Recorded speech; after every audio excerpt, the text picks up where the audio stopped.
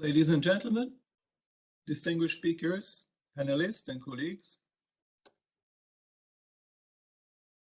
my name is Jean d'Aragon.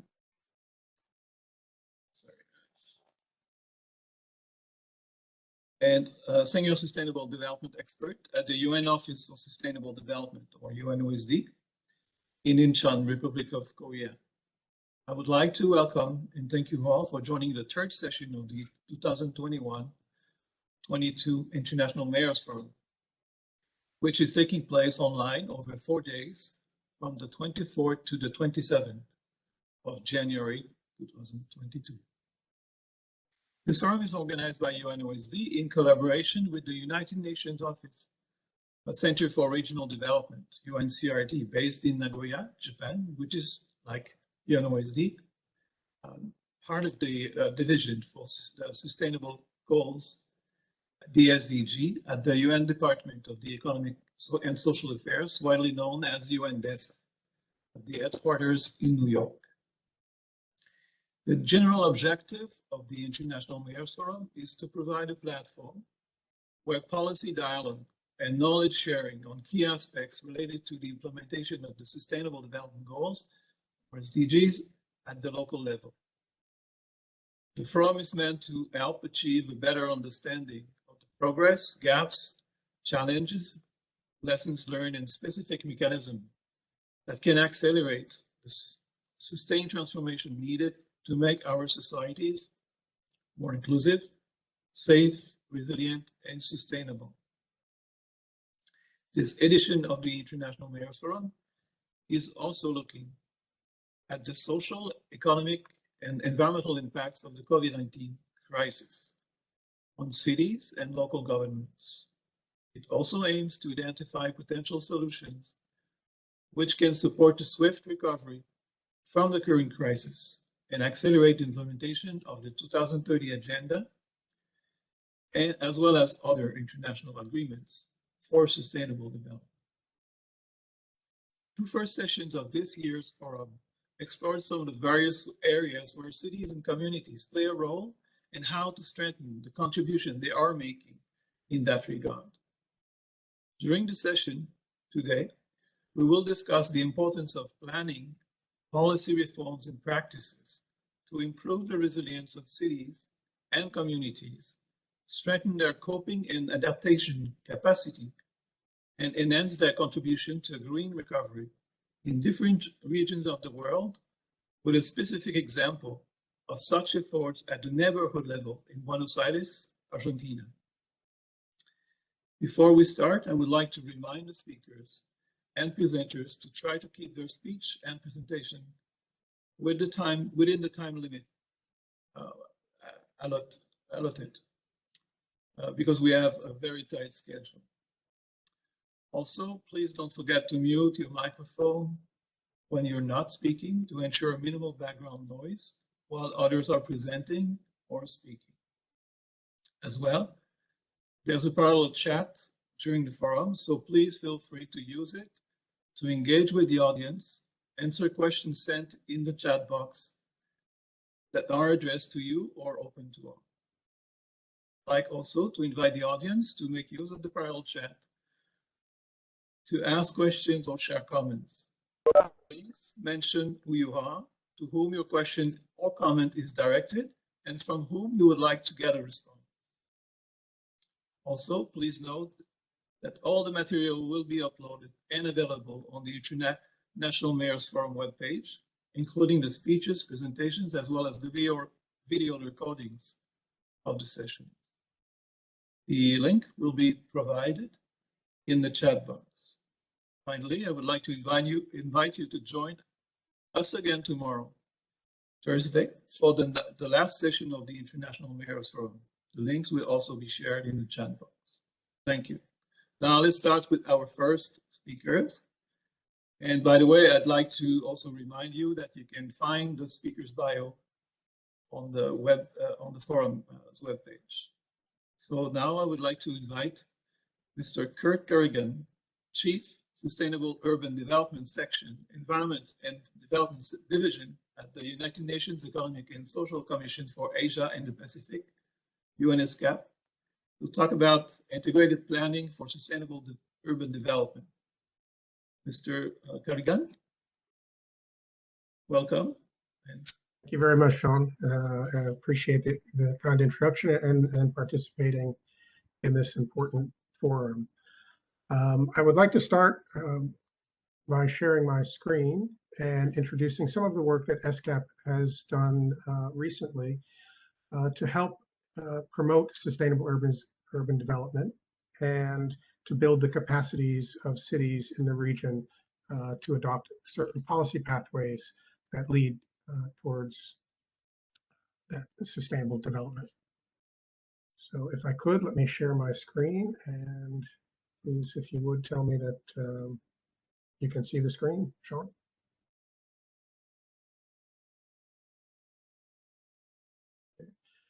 I have a very brief period of time to talk about integrated planning for sustainable urban development. So what I thought I would do is share some work that ESCAP has done recently. We released this in October of 2019 at the 7th Asia Pacific Urban Forum that was held in Penang, Malaysia.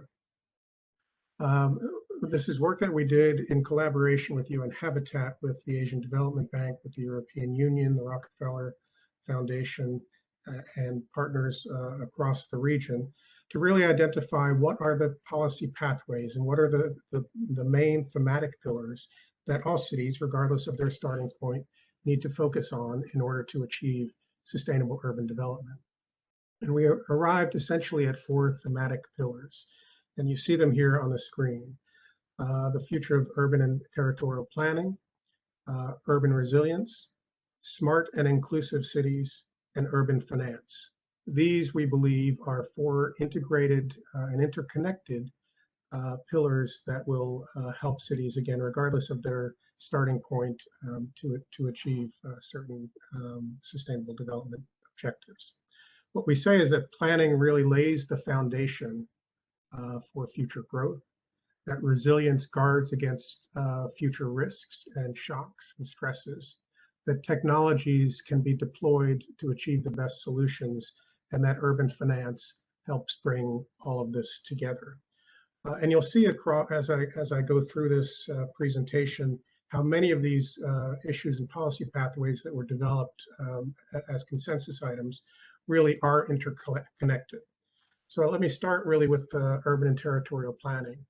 We've identified 3 main policy pathways that cities should consider as they plan their futures. The first is really about integrating sustainability and quality of life targets into urban planning.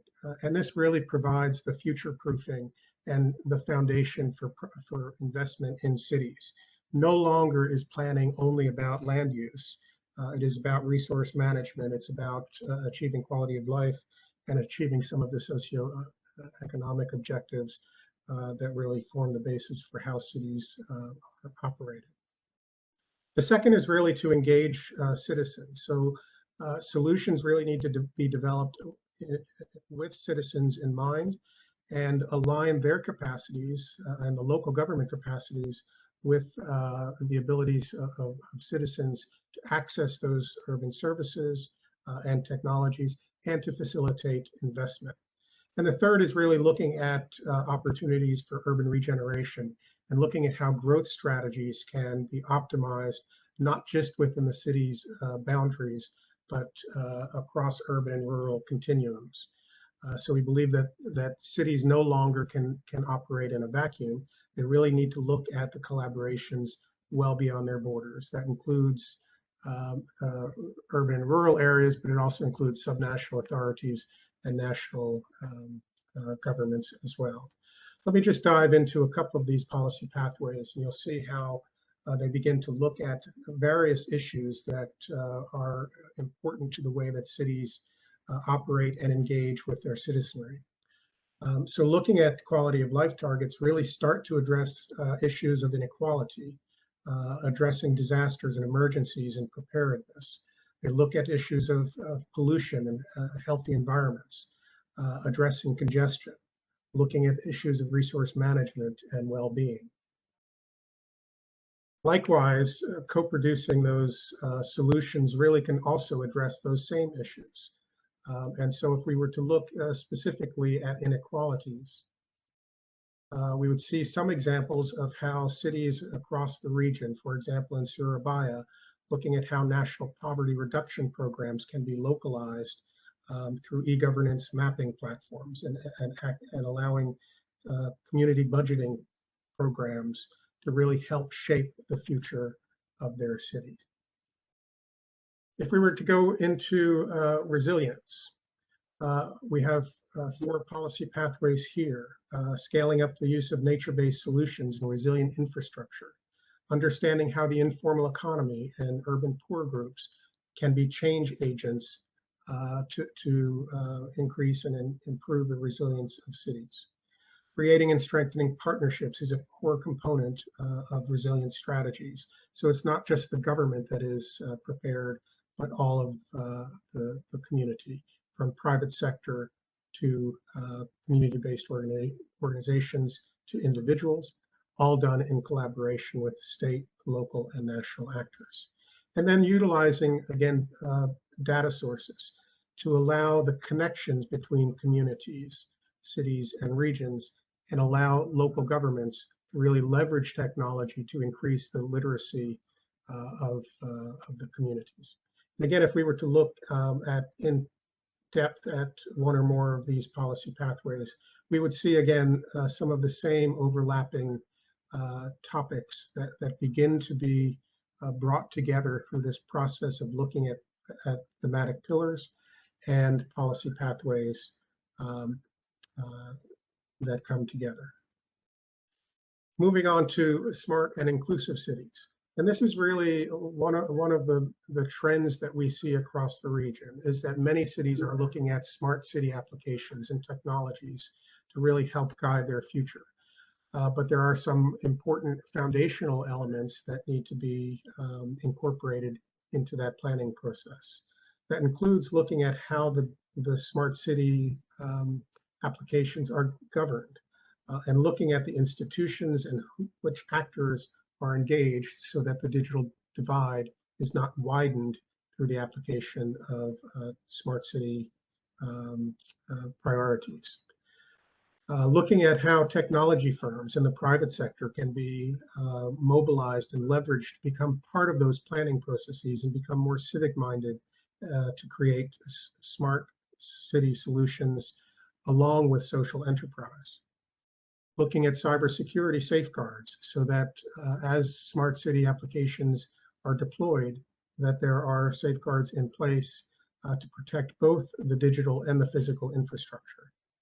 Looking at mobility plans, and this comes back into the planning, the urban and territorial planning, that smart mobility investment plans that prioritize and optimize opportunities for cities, for citizens to access employment sectors and retail sectors, health and education are all important in where those investments are targeted. And again, that comes back to a foundational planning process under urban and territorial planning.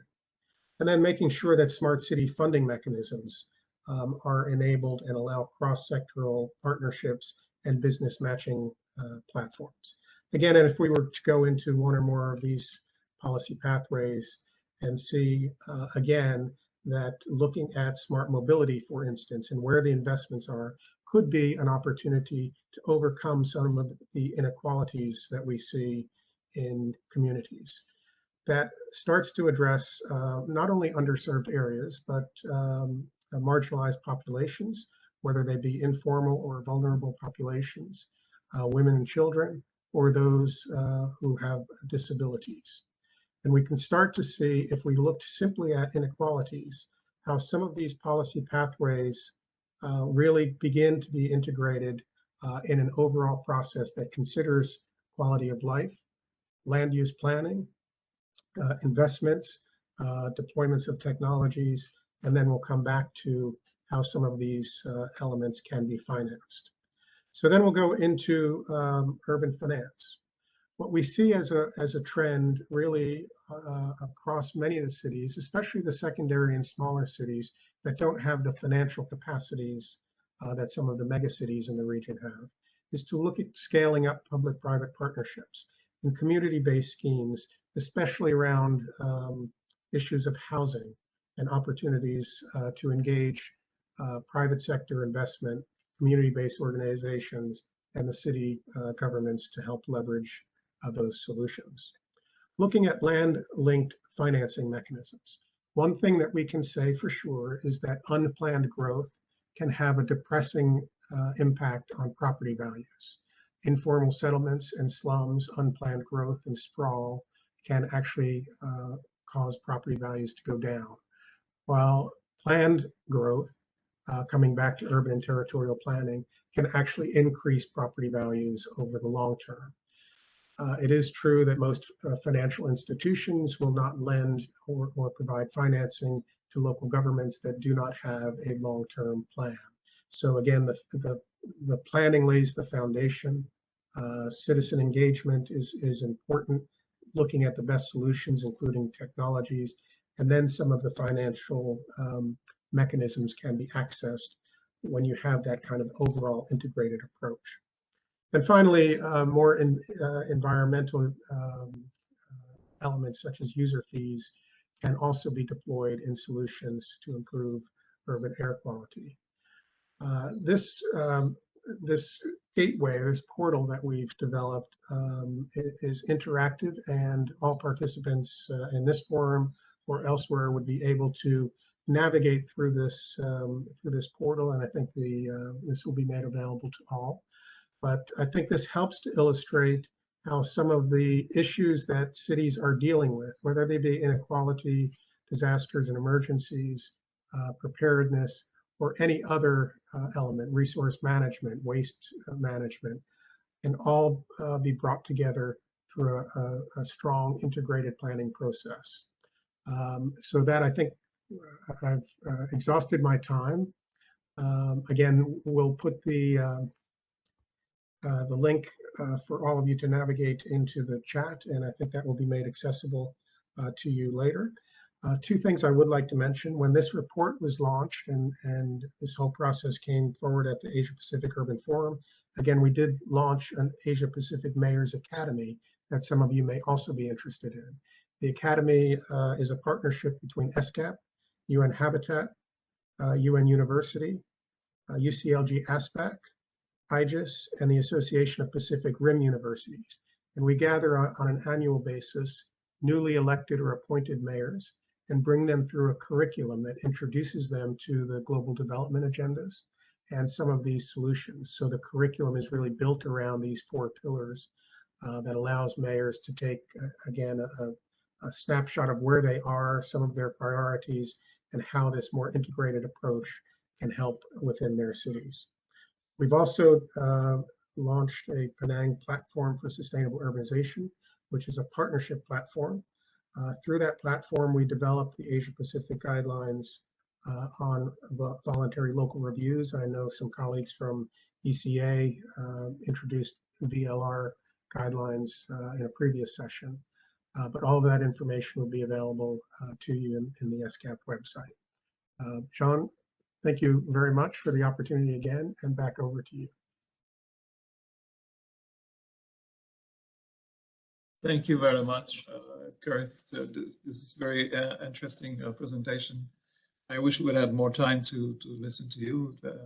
But one of the things I wanted to ask you about the link, so that's good, people could navigate on it. And then I would like to say also that tomorrow we will look at the urban finance a little bit also.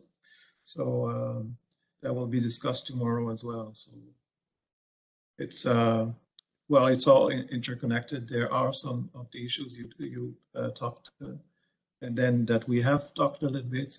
But this is a very interesting report, and I hope that people will also download the report also. But it's very interesting also the link, that the presentation, and how we can navigate through it. So I also encourage people to go through it.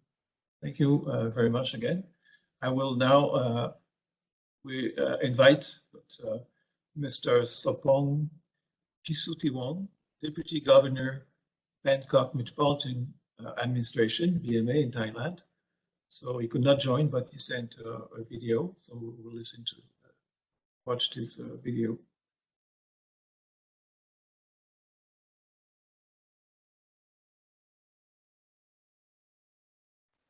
Distinguished guests, colleagues, friends, ladies and gentlemen, I'm Police Lieutenant General Sopon Pitsuchiwong, Deputy Governor of Bangkok.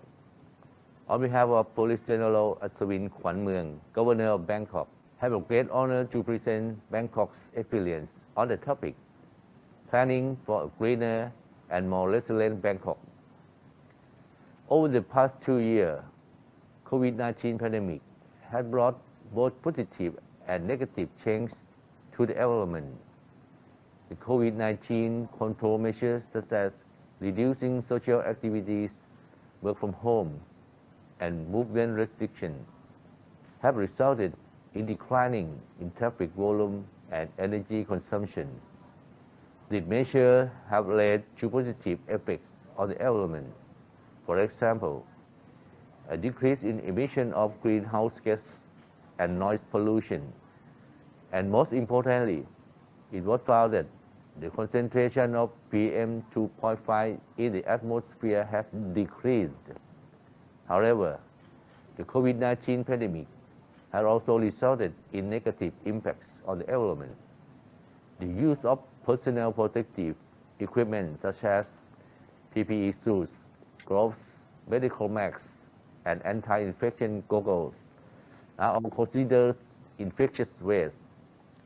Besides the increase of food delivery, takeaway, and online commerce generates more waste from plastic packaging. If this plastic waste is not properly disposed of, it will cause microplastic, which can affect the ecology and the environment as well. At present, the people of Bangkok are more attentive and cooperative in protecting the environment. There is waste reduction and separation at source in communities, schools, and public places, aiming for a sustainable waste-free society. The spread of COVID-19 has led to infectious waste contaminated by secretion, which can transmit a large number of infections. Contaminations of germs from person to person and environmental contamination by germs in soil, water, air happen quickly. This disinfectant that is highly effective against germs can be dangerous to the user and COVID-19 frontline staff. The residue in the environment can destroy the ecosystem as well.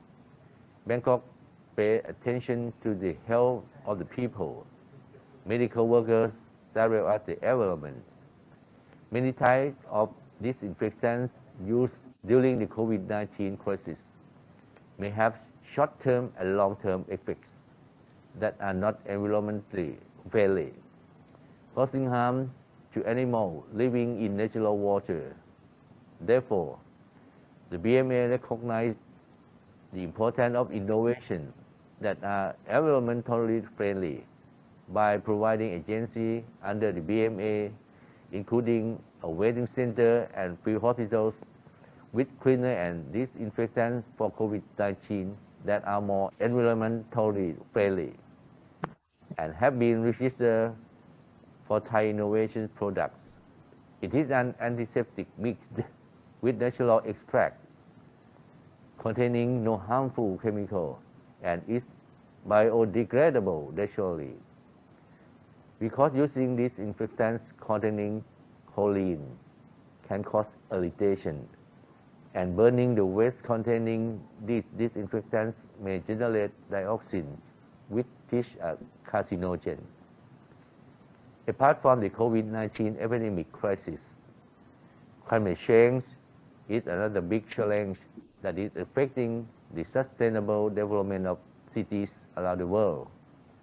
Bangkok is trying to address environmental challenges through cooperation from all sectors of society, such as the PM 2.5 particle problem that may have a significant impact on vulnerable groups.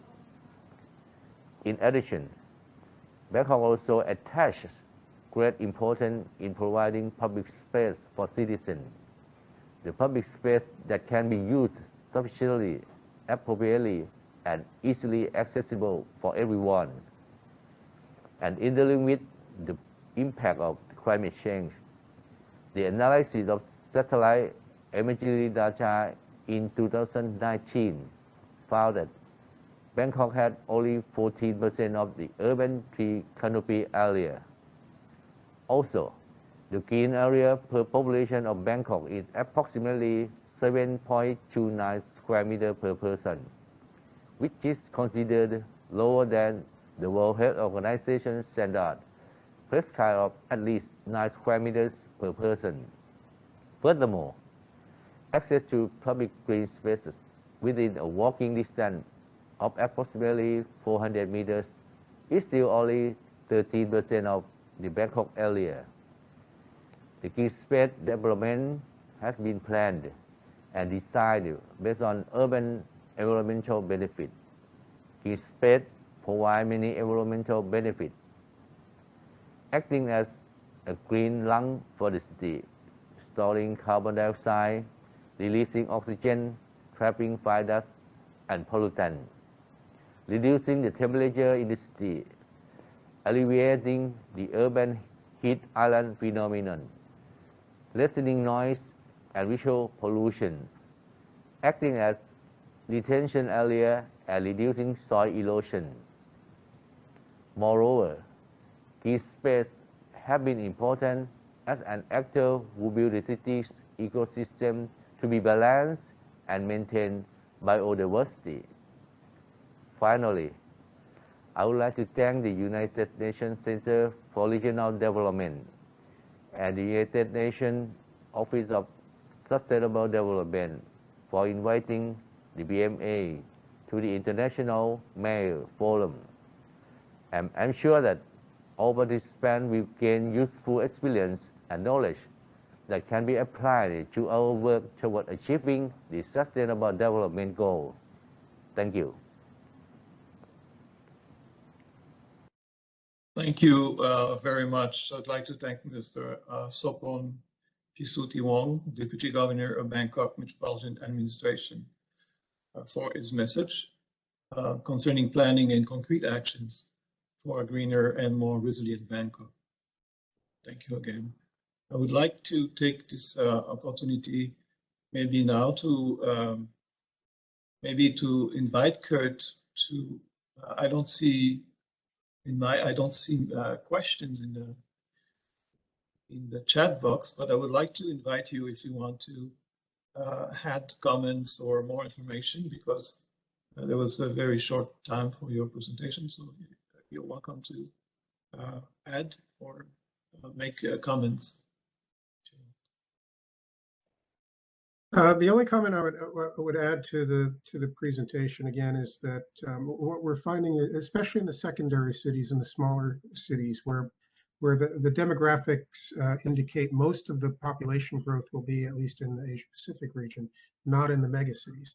These are the cities that again don't have access to international finance. They don't have the institutional or the financial capacities to really keep up with the infrastructure demands that they're currently facing, let alone those that would result from projected growth over the next decade or two. So I think it is critically important, especially for those cities, to undertake processes that really look at integrating how they will manage their growth. So the planning process of management of growth, but with some of these sustainable development frameworks in mind. This is really one of the reasons why we developed the regional guidelines for voluntary local reviews. Not so much that cities need to be reporting against specific targets in the SDGs, but they certainly are contributing to the achievement of those goals. And the SDGs really provide a framework for how they can manage their growth, the considerations that come into place, because we know that 2/3 of the targets, and this, I'm sure this has been repeated over the course of this forum need to be achieved either through local governments or through local actors. So again, especially for these cities that are facing urbanization pressures, population growth, and especially in the midst of the COVID pandemic and recoveries, that they undertake these processes that look not just at how do they, plan infrastructure, roads and bridges, but how do they look at the greater issues, issues of inequality, of housing, of mobility, so that the citizens within their communities can access full urban services, and that they can leverage their own internal capacities. Again, long range, we need to transition from cities relying only on intergovernmental transfers from central governments to building their own capacities to finance some of these improvements over the long run. So again, I just can't emphasize enough the importance of this integrated approach, especially for the smaller cities. And the sooner that they start and begin to manage the urbanization pressures that they're already facing, the better off that they will be in the long run. Thanks, Sean. Thank you very much, Kurt. And again, I mean, you were mentioning that you were working with the USCLGS back, and tomorrow we'll have the Secretary General of the USCLGS back, Ms. Benadia Irawati Chandredewi.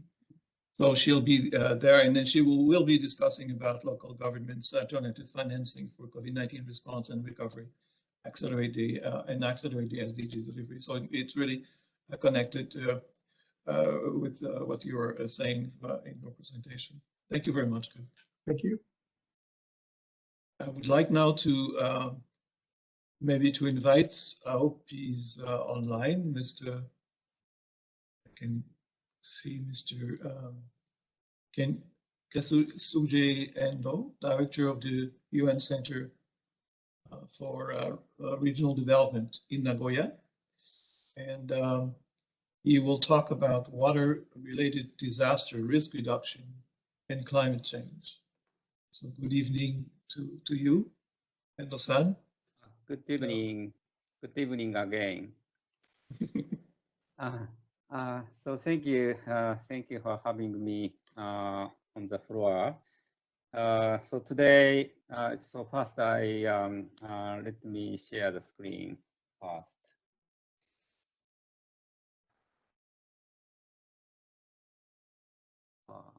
Okay. And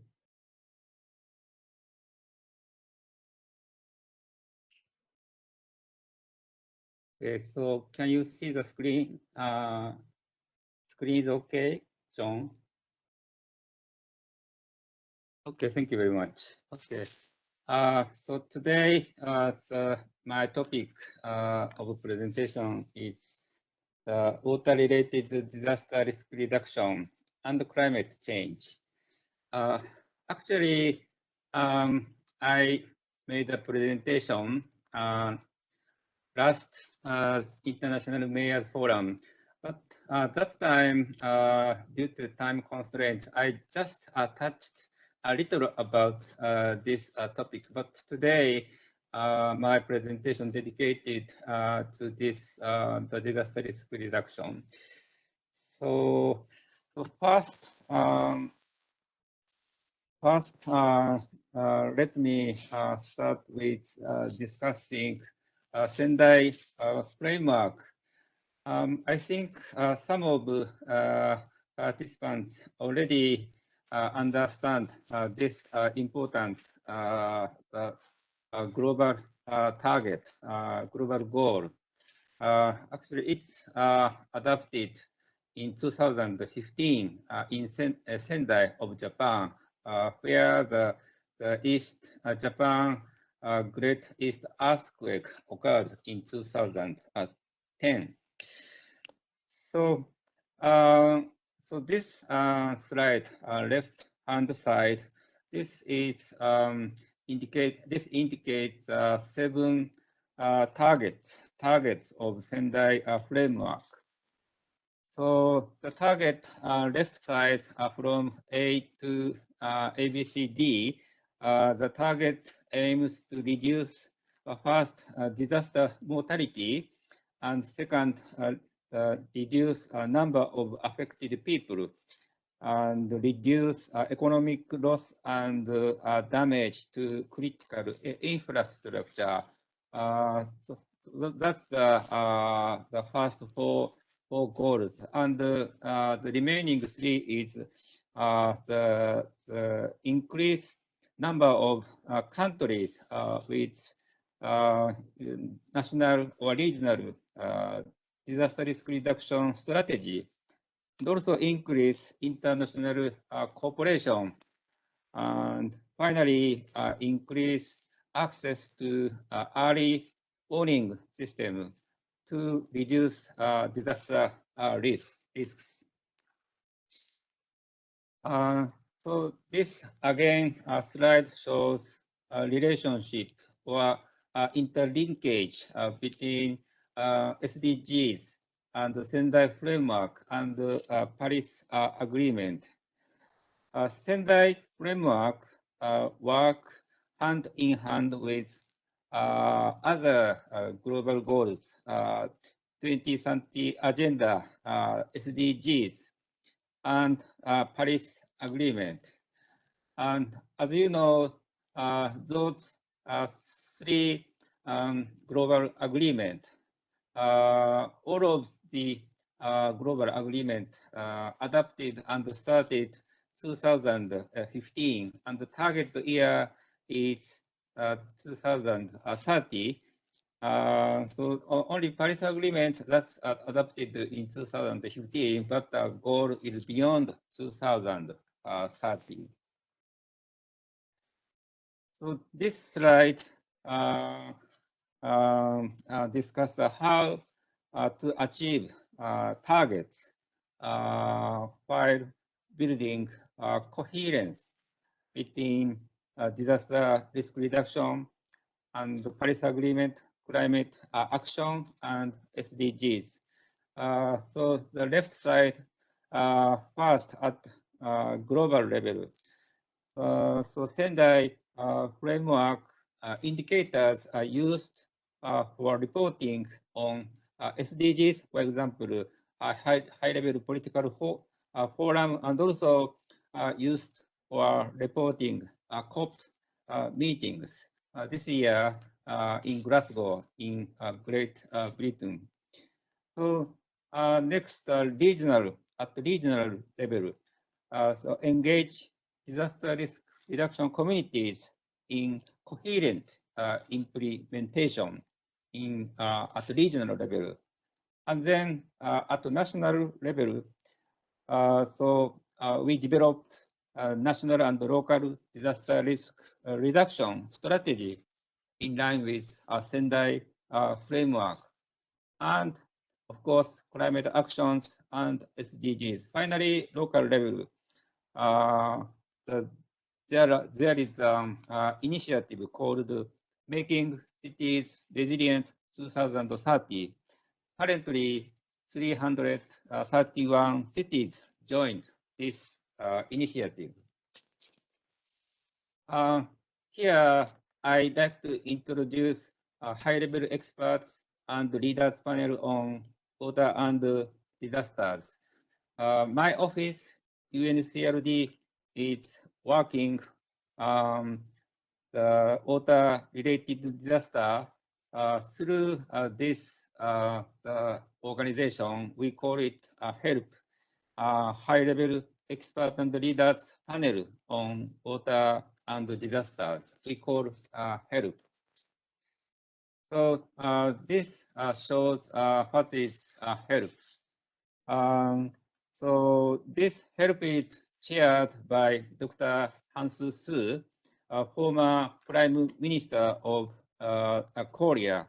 HELP is implementing a flagship initiative to raise awareness and promote concrete actions to address issues of water and disasters.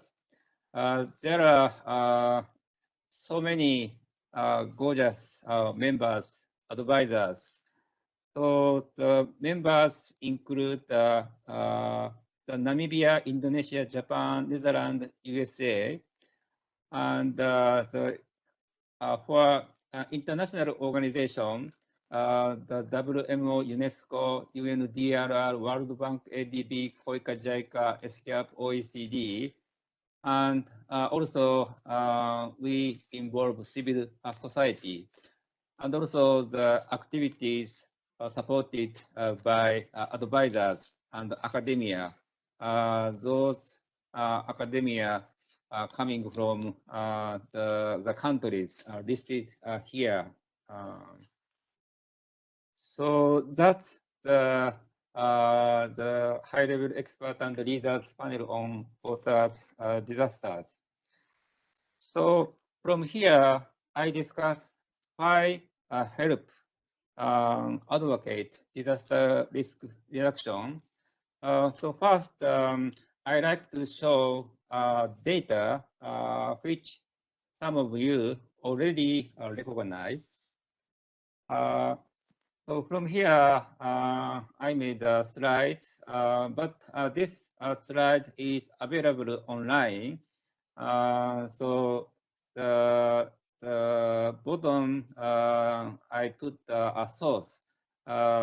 This data coming from ISDR EM DAT. So looking number of reported natural disasters between 1900 to 2010.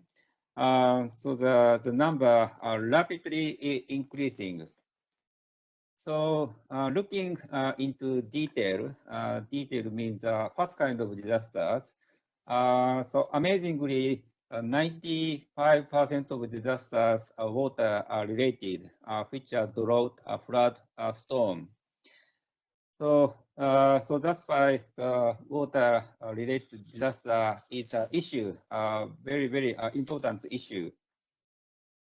And the world has lost 2.7 trillion US dollars in only 20 years from 1995. So the detail, the content, the geographical and the drought and the flood and the storm again. So then looking at those disasters from the perspective of income level. So it's it's obvious low income countries are heavily affected by disasters. This is the number of disaster deaths per 1 million inhabitants by incoming group. So this is famous the data why disasters are increasing. As you know, this is a global warming.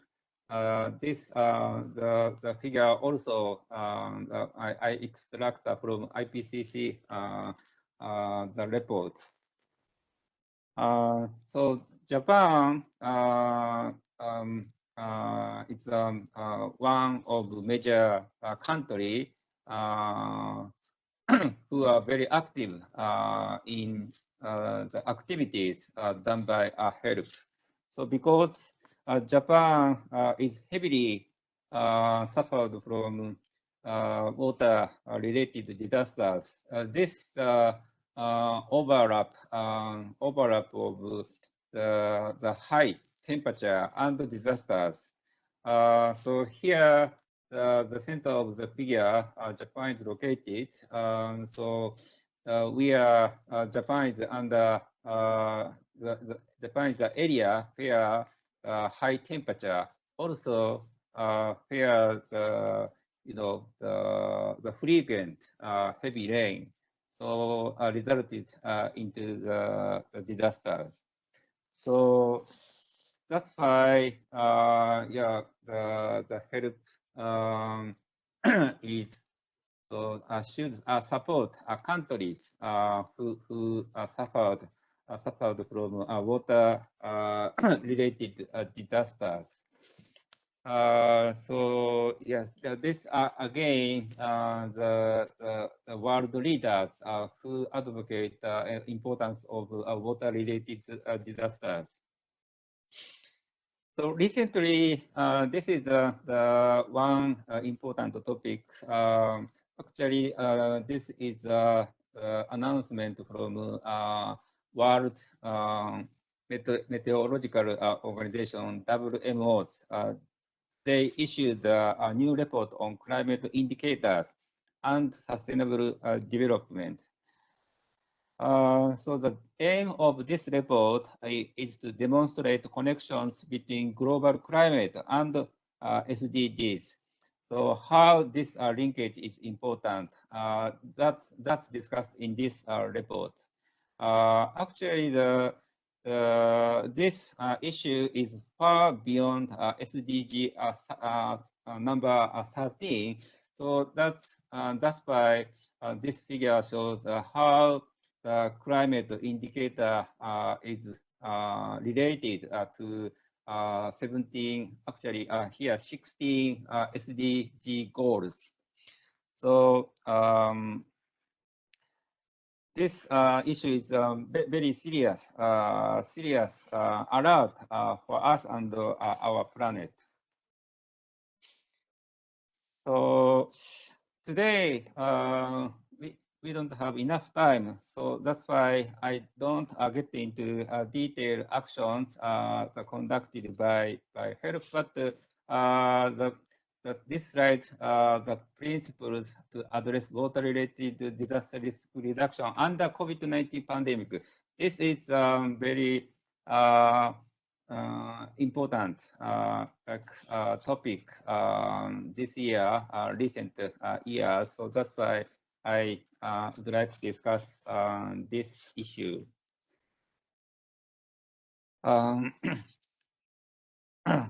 Actually, the threat of water-related disasters remain imminent now as before COVID-19. We suffer from COVID-19 for 2 years.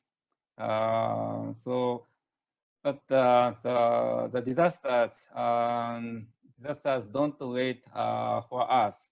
So some area and the people have been affected by disasters even in this COVID pandemic the period. So the HELP issued principles to address water-related disaster risk reduction under COVID-19 pandemic. They issued, they created important principles to address water-related disaster risk reduction against COVID-19 pandemic. So from here, I just mention a summary of the principles. Actually, there are 10 principles. This slide shows the first 5 principles. The enhanced leaders' awareness. Then next, integrate risk management and of disasters and the pandemic. Provide clean water, sanitation, hygiene. This is essentially important during the disasters and the COVID-19 pandemic, especially in the context of developing countries. And then protect disaster risk management stakeholders, because the disasters should be treated, dealt with like rescue emergency activities. So then protect scarce medical resources. This is also important for emergency activities. So then the next 5 principles are protect disaster evacuees, protect patients, develop specialized evacuation the guidance for cities and the local areas. Then the financial also funding is important. And then finally, strength global solidarity and international cooperation. As you know, now Tonga suffers from disasters. So that all about just a summary of principles to disaster risk reduction under COVID-19 pandemic.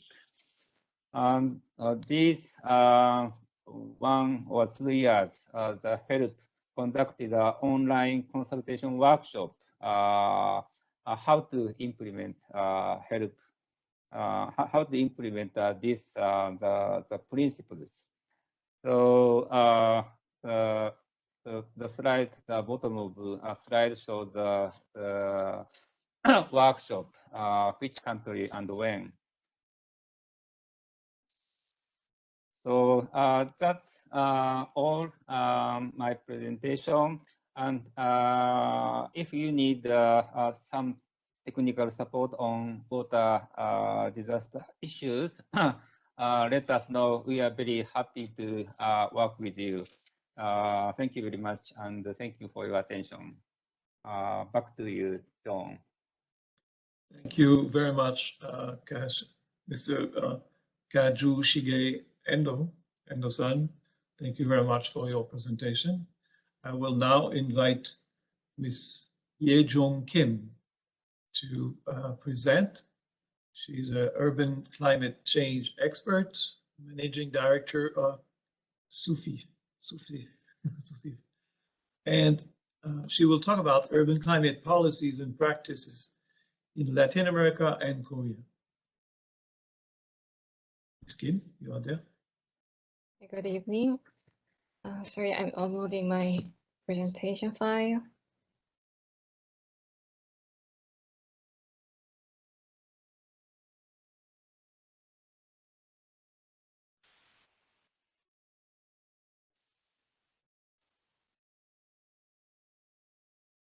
Can you see my presentation? Okay.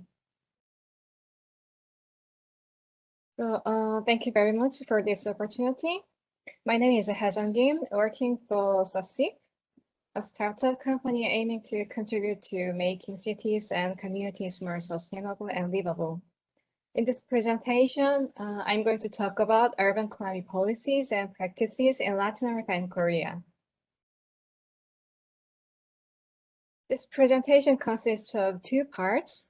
One is the study that I conducted with Dr. Stelios Grassakos about the integration of mitigation and adaptation in urban climate action plans in Latin America. The other is the study of the climate adaptation technologies applied in Korean cities. This was done as a part of the ICLAG and Korea Cooperation Program. Let me start with the first study of the integration of mitigation and adaptation in urban climate action plans in Latin America. It is proof that cities are a major contributor to greenhouse gas emissions. In terms of demographic aspects, approximately 80% of the total population in Latin America and the Caribbean lives in cities, while the figure is 55% in the world.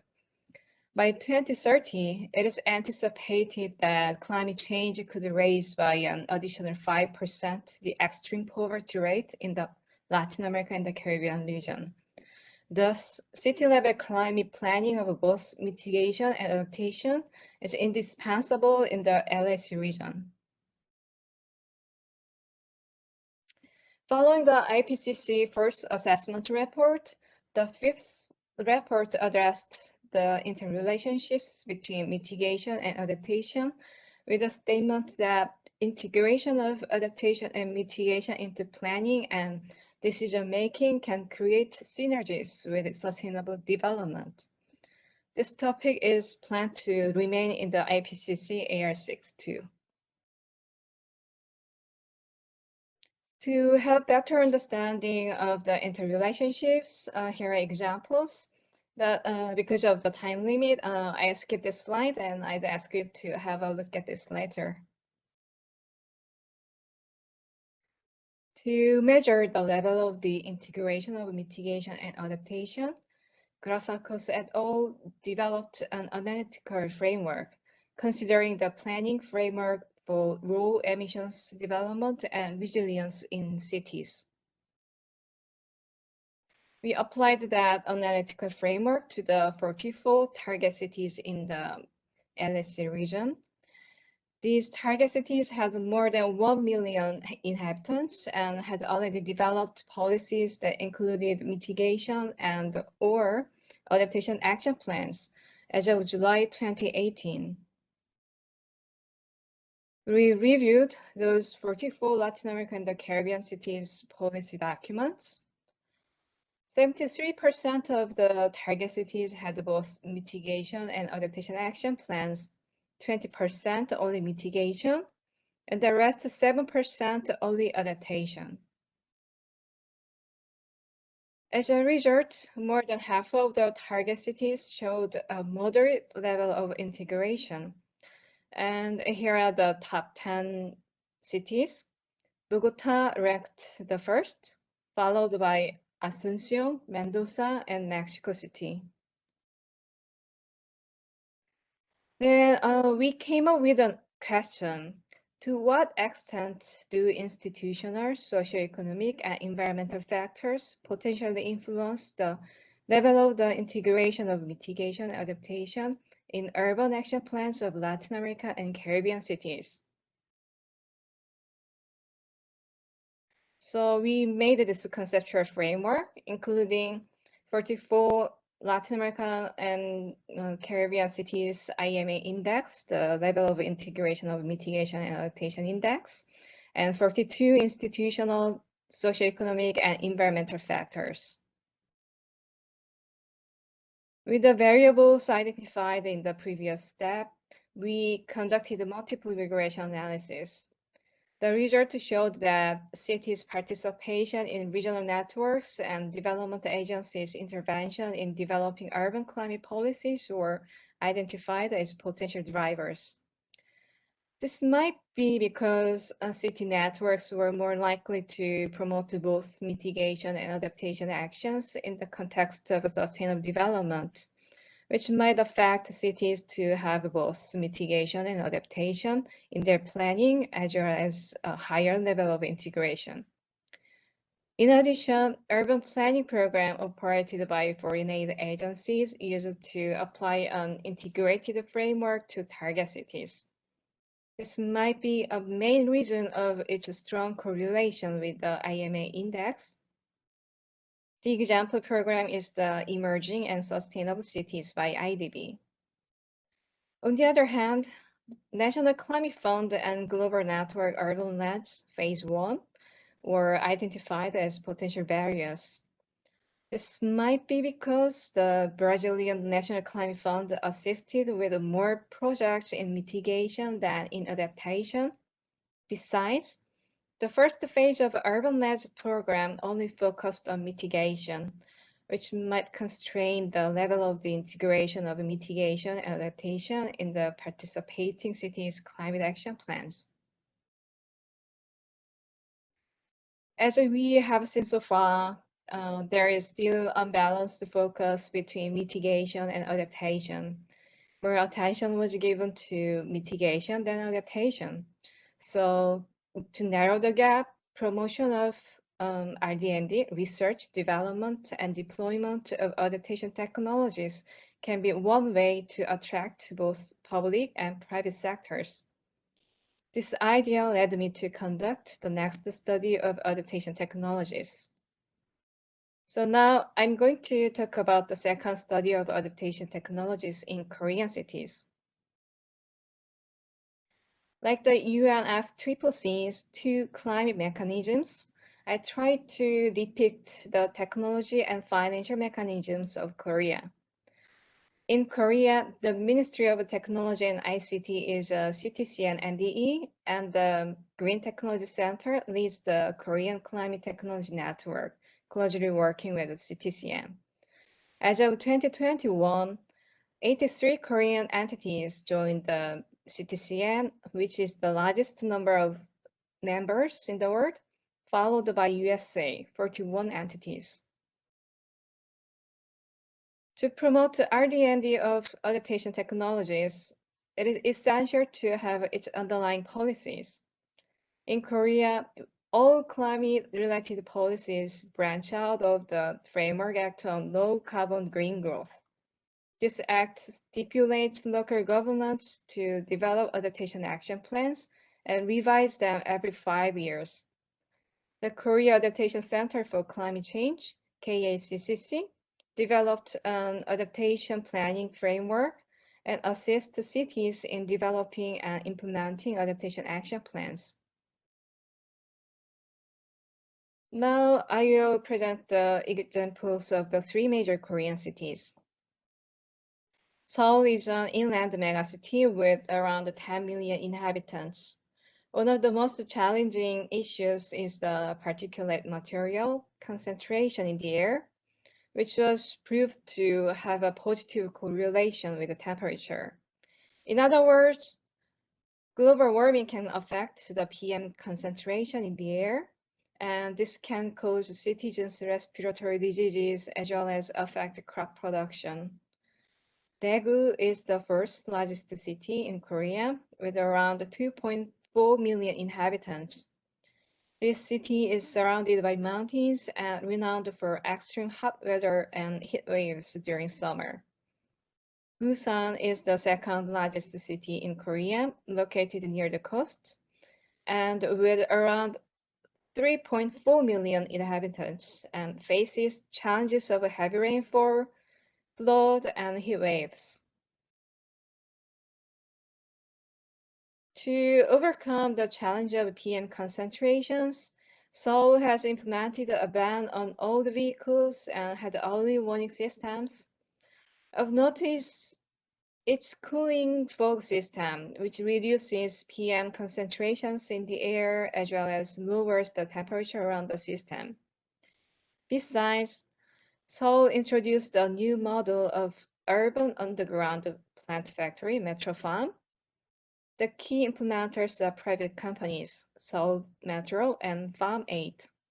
This urban plant factory adopts technologies of the smart farm that applies IoTs, Internet of Things, for raising plants to enable an automatically adjusted cultivation setting. Metro Farm produces vegetables inside where PM concentrations are steadily low and regardless of weather conditions. This system utilizes water and fertilizer much less than outdoor farming.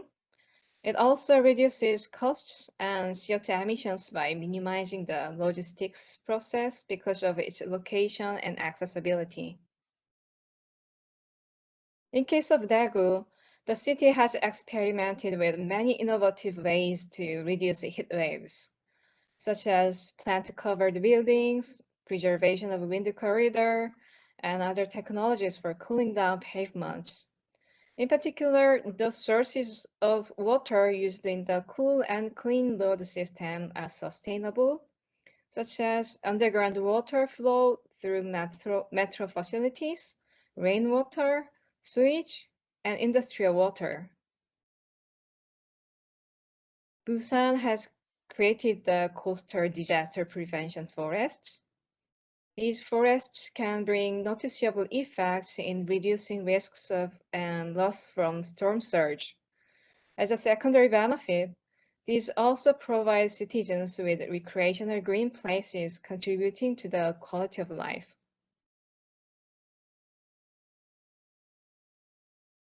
In Busan, several villages were informally built during the Korean War in 1950s. In these villages, the proportion of older dwellers is still high, accounting for over 20% who are the most vulnerable to heat waves. Aside from heat waves, these villages are prone prone to floods due to the inadequate drainage system. Thus, urban regeneration projects are in the process, applying several adaptation technologies to deal with heat waves and floods. Back to the Latin America. To draw implications for Latin American cities, it is meaningful to see the similarities between Latin America and the Caribbean region and Korea. Although the size of territory is not comparable, they have coasts, mountains, and islands in common. In addition, their populations are concentrated in near the coast. The chart in the left side shows the technical assistance request from Latin America and the Caribbean countries to CTCN for adaptation technologies by sector. Considering this demand and the adaptation technologies applied in Korea, I drew the table in the right side, which shows possible cooperation areas between cities in Latin America and Korea. Because of the time limit, I won't mention all of this. I'd ask you to have a look at this later. Finally, taking this opportunity, I'd like to present our company. I recently established a startup company collaborating with expert colleagues based in different parts of the world. The company's name is Subsidy, came from the belief that we can make our cities and communities more livable and sustainable if you can follow this with anything using your imagination. There's no limit to what we can do. We have initial topics for further research, and we are continuously working and seeking collaborators to pursue sustainability initiatives. Our team members are in Asia, Europe, and Latin America. One of our PhD members in Ecuador is ready to conduct a study of the drivers of deforestation and reforestation in Amazon. This is a topic closely related to the highlights of the COP26. We are also seeking opportunities for projects collaborating with other startup partners. YCP Changa is an urban consulting firm based in the Netherlands with a wide experience in child-friendly urban planning. We support governments in creating urban spaces that kids can access and help ensure their voices are heard and their needs are integrated in public policies and budgets. Another partner, Nablus, headquartered in Seoul, have experience in developing GCF-funded solar energy project in Fiji.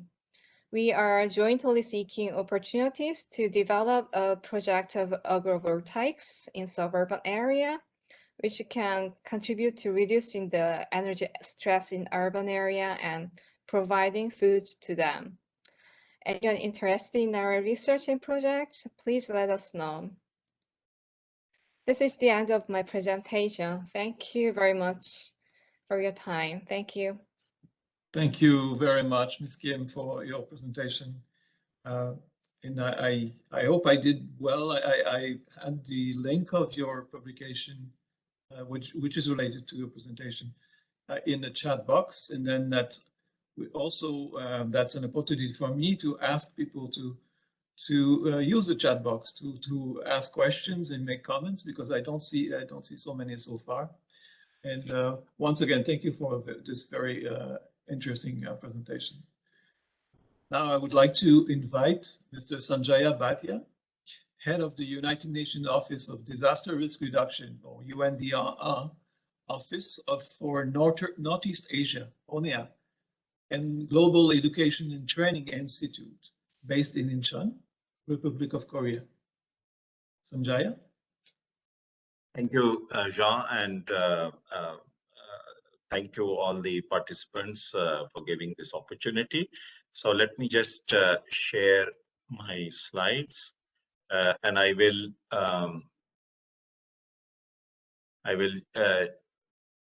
put this also in the chat box so that everyone can look at this later. So let me just go quickly through these slides so that there's some time for discussion also. So I'll be talking about planning for adaptation, and it's a very good flow because Ms.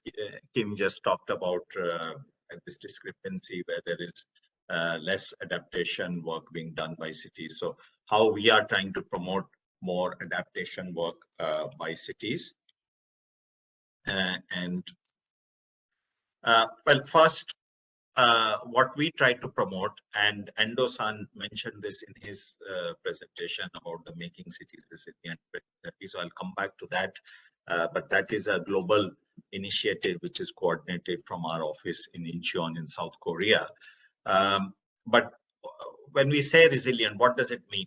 What is a resilient city? So this is just a slide. I'll not go into details or discuss it too much with you, but basically what it means is that firstly, everything is interconnected. So food supply, water supply, energy, health, housing, transport. We need to understand that. And then secondly, we need to understand that all of this needs to be resilient because if even one piece fails, everything fails. And also, as you can see, what it means is that there are alternate supply systems, there are parallel supply systems, so that in case of any disaster, it can recover quickly. We also, of course, and this also illustrates that the city is a system of systems.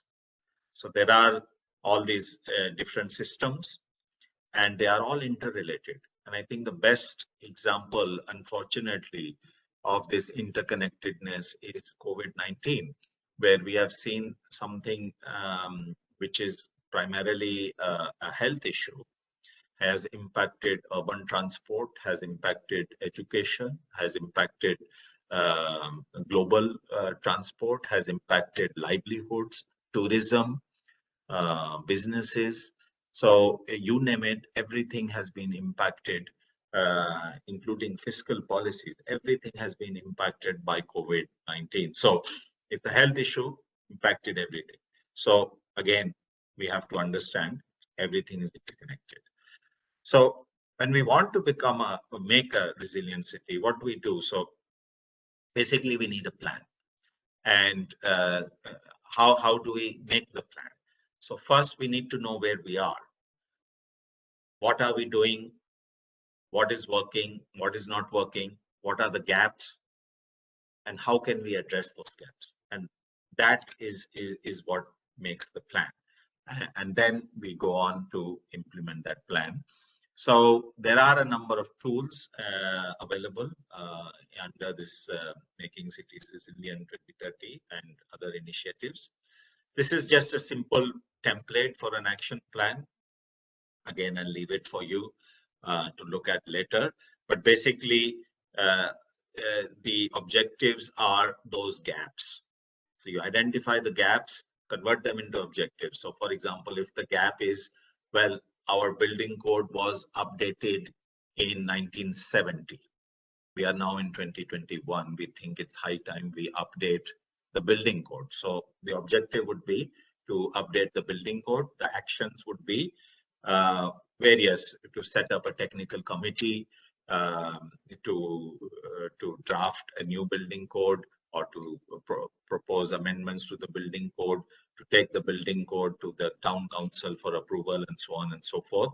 And then we can have the indicators and responsible agency and so on.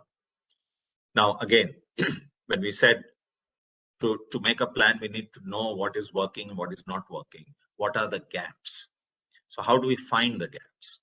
Now, again, we have a number of tools, and these are quite popular. They have been used by more than 250 cities around the world. There are two levels, the preliminary and the detailed.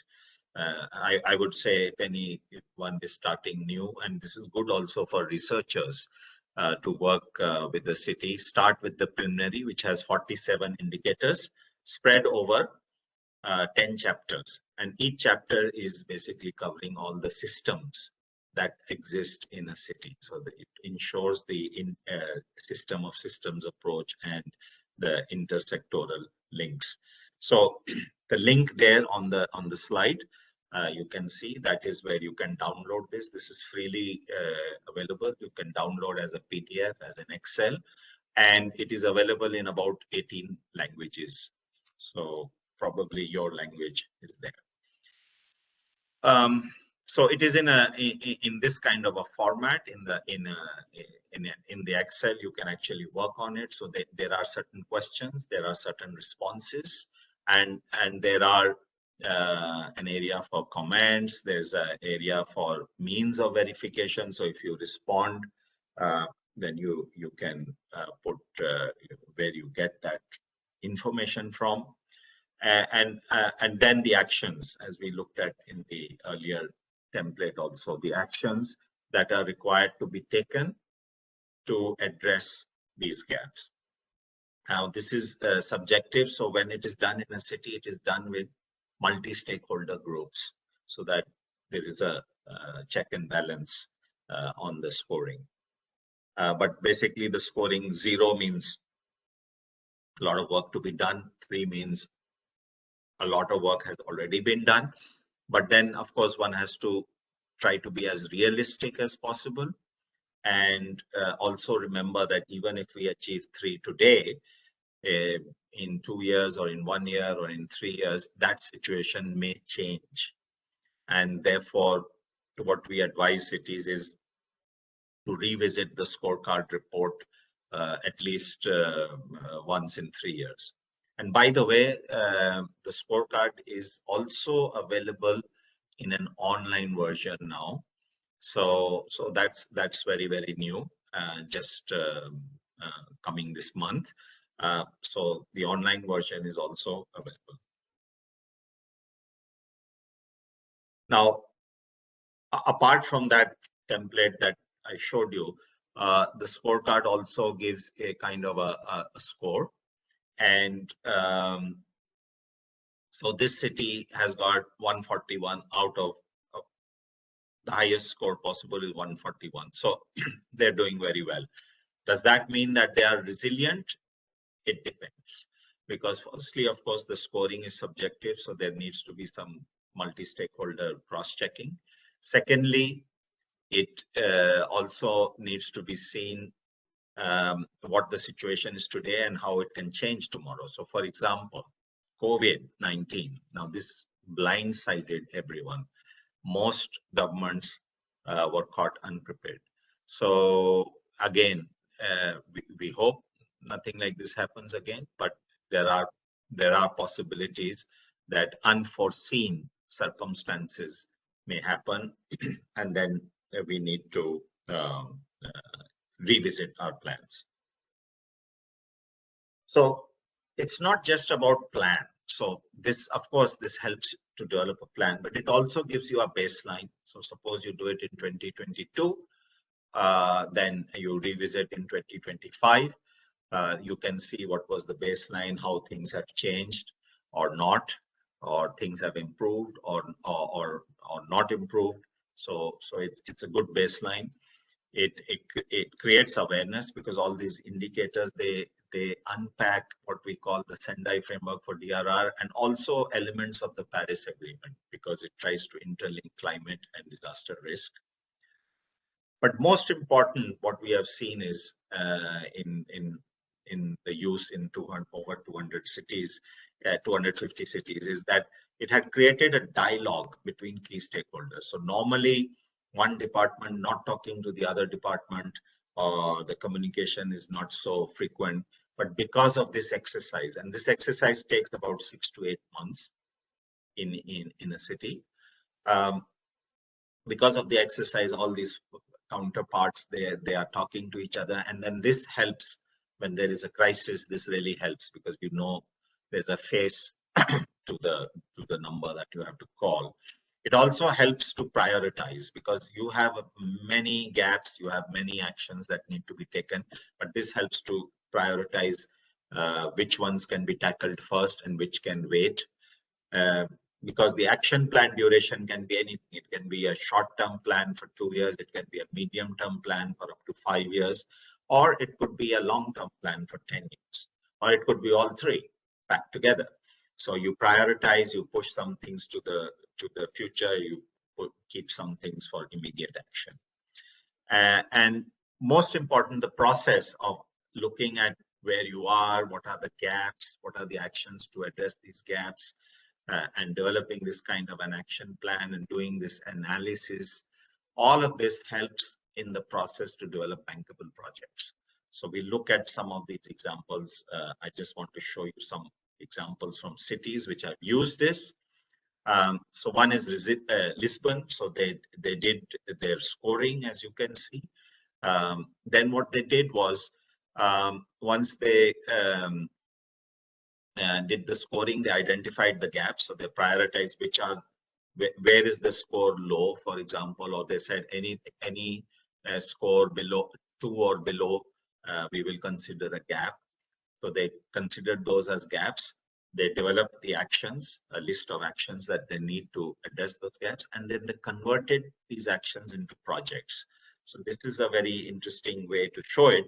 So you see, E is the gaps that they, E is the indicators, G is the gaps that they identified, and then A is the actions that they proposed, and P is the project. So they identified about 29 gaps, and then they were able to close all of this into 6 projects. So, and they actually actively fundraise for these projects.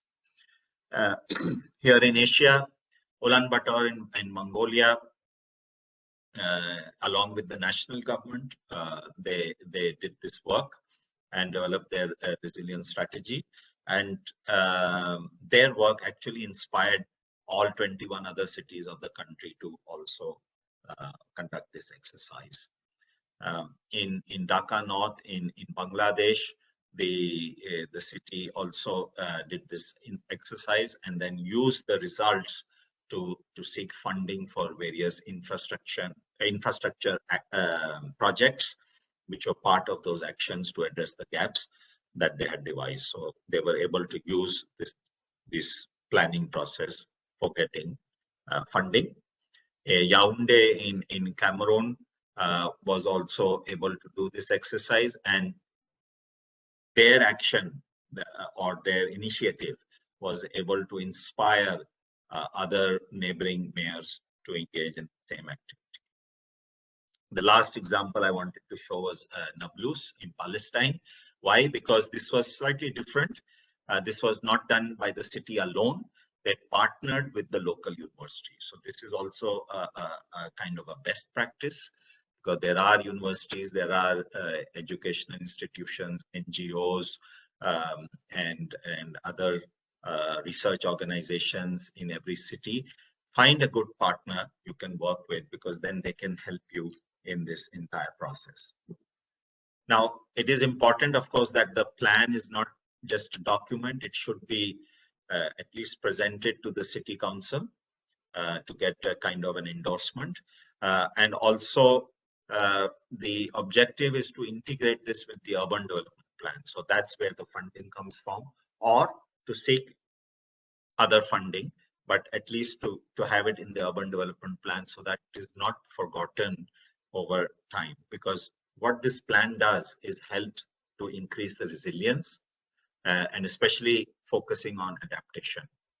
And what this will do in the long run, it will save money. As you know, $1 invested saves anywhere from $4 to $7 in disaster costs. So this is all a prudent money saving exercise. So I will leave you with some useful resources. And Endo-san mentioned this, thank you for that, the MCR 2030, Making Cities Resilient 2030.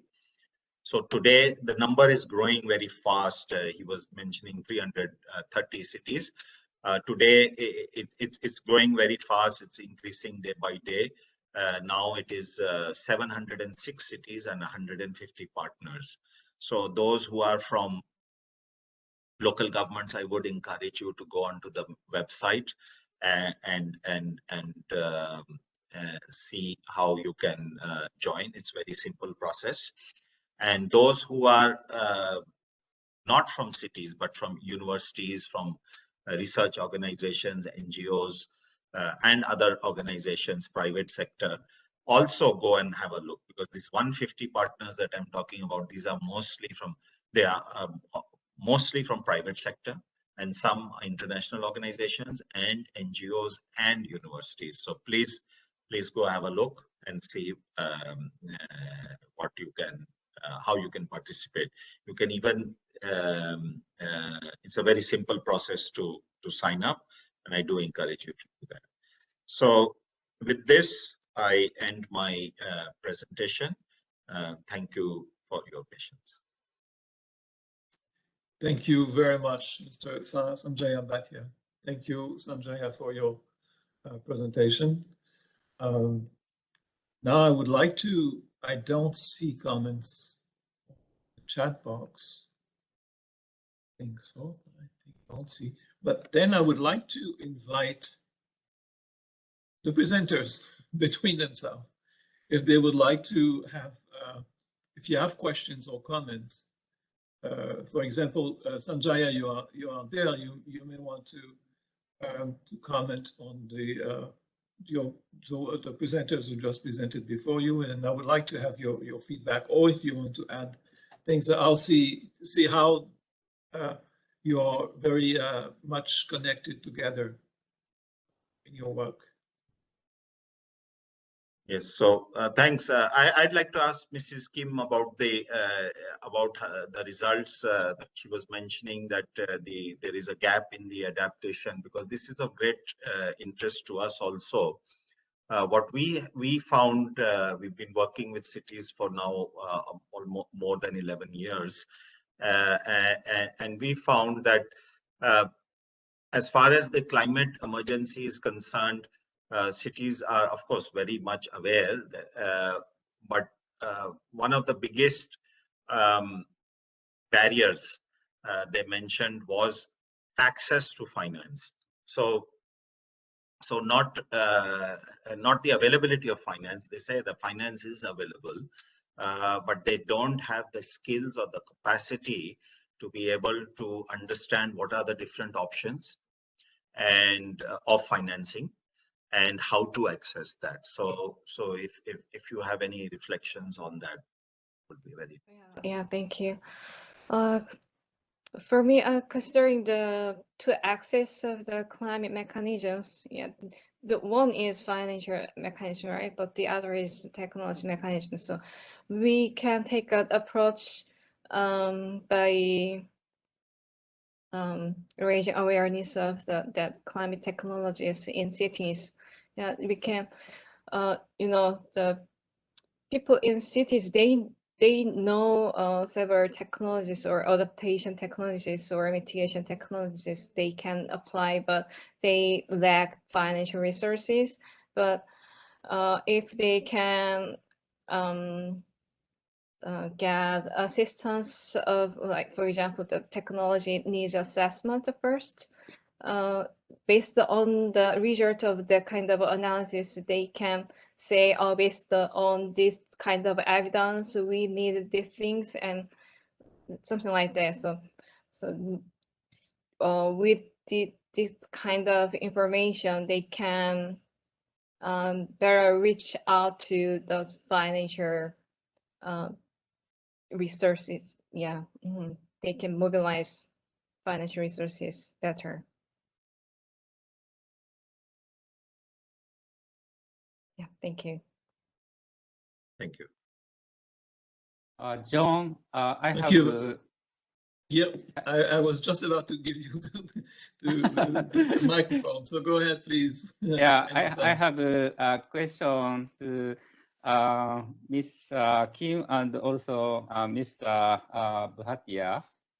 So my question is related to smart city that we discussed the day one. So when listening to both of presentations, so one thing came to my mind. So one is the smart city project in Busan. Actually, last International Mayors Forum, the gentleman made a presentation on Busan Eco Delta Smart City. That's a real ongoing smart city project, and this smart city project is a kind of leading project, and in the field of water management. That's very interesting. So also in Japan, it's not water related, but the Toyota company have a pilot project, Urban City. So the smart city is very interesting. And so also the smart project can address water disasters. So that's why if both of you have some information on this Busan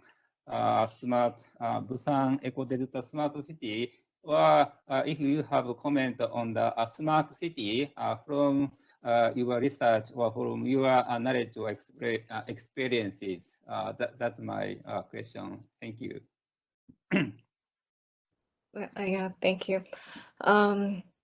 Honestly, I didn't look at that project in depth, but I heard that they applied kind of smart technologies, so something like they installed sensors in certain spots to gather information. Yeah, which is connected to the early warning systems, and water. It's also connected to the dam or something like that. The water control constructions. Yeah, yeah. So in terms of water, yeah, that is what I know.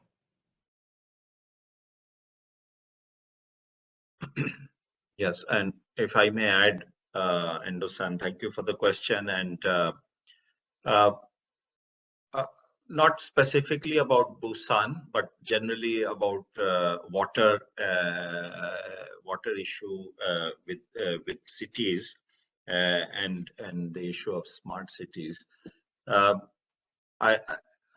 What we are seeing more and more that cities are also understanding that it is becoming more important to live with water rather than try to physically keep water out. So because the cost of physically keeping water out is becoming more and more difficult. So so cities are moving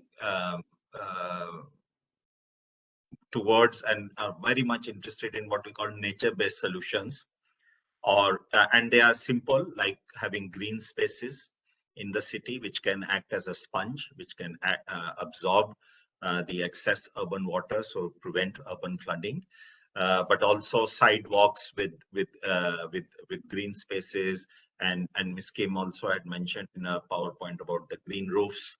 So so things like that. Looking at green and blue infrastructure in the city urban planning, and this is helping cities to manage their flooding and water problem. I give you an example. This is from New York City, where the stormwater drainage system is 100 to 150 years old, and they wanted to renew it and expand it, and they did the calculations, and they found that the cost was about $6 billion. This was around 2008, so 20 years ago. So then they tried to look at alternate means to reduce the cost of that. So they looked at green sidewalks, they looked at green spaces which can act as sponge to absorb the water, and so on. So they added all that to the plan, and the cost came down by $1 billion. So $1 billion, that's a lot of saving for a city. And that became the new plan to manage the water. So I think that this is becoming more and more as a best practice. Over.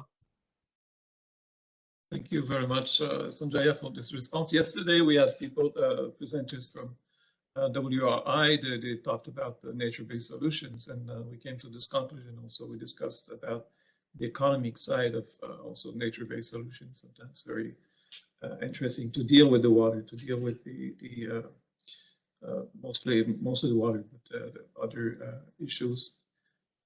I would like to thank you. I had a question. I mean, Sanjaya, you talked about the scorecard Excel tool.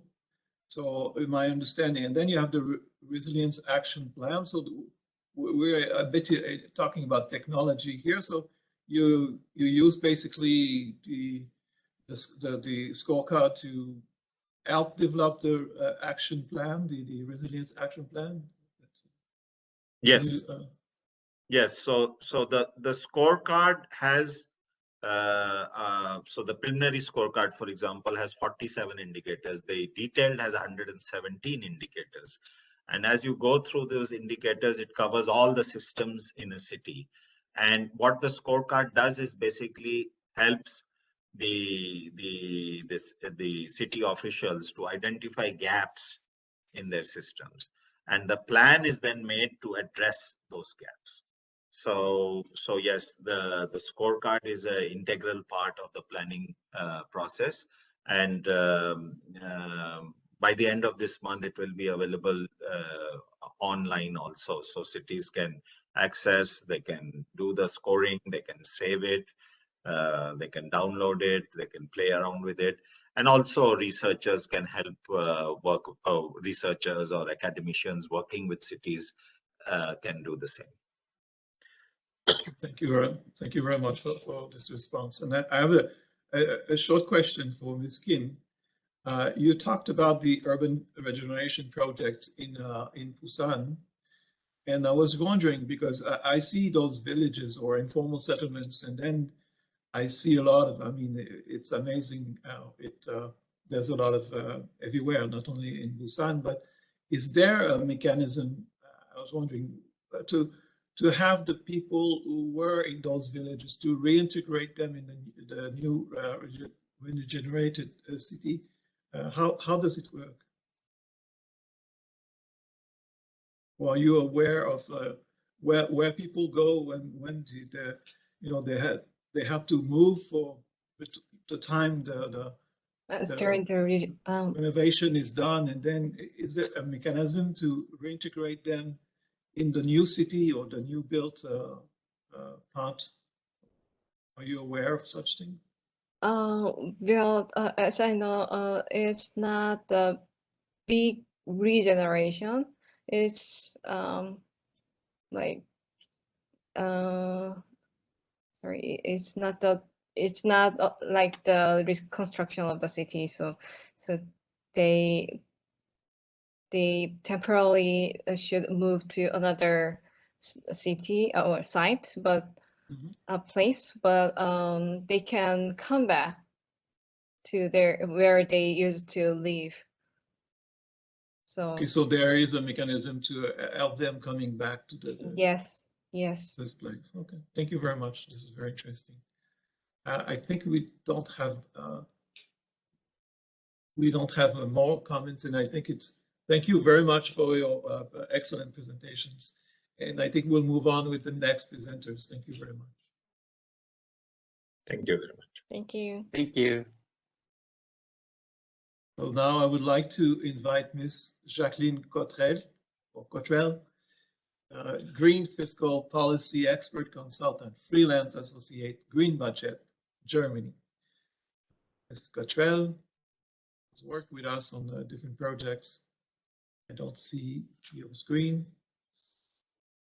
I see your screen now. I don't just see. Is your video on? Yes, I can see myself, so I hope my video is on. Okay. Maybe someone So can please go ahead. confirm. Thank you very much. Thank you.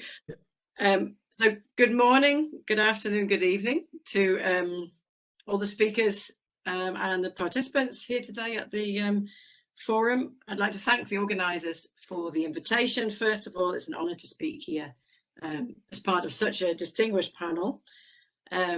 As you can see, what I'd like to focus on today is green fiscal policies for low carbon recovery, on the back of some really exciting and innovating ideas for how we can look at a resilient and low carbon recovery.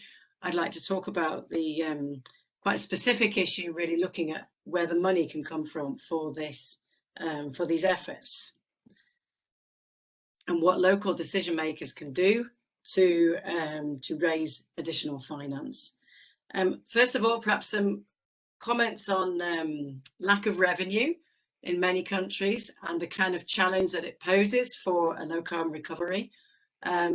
We've seen that green recovery is imperative if we're to meet the targets of the Paris Agreement and achieve the SDGs, amongst other international targets.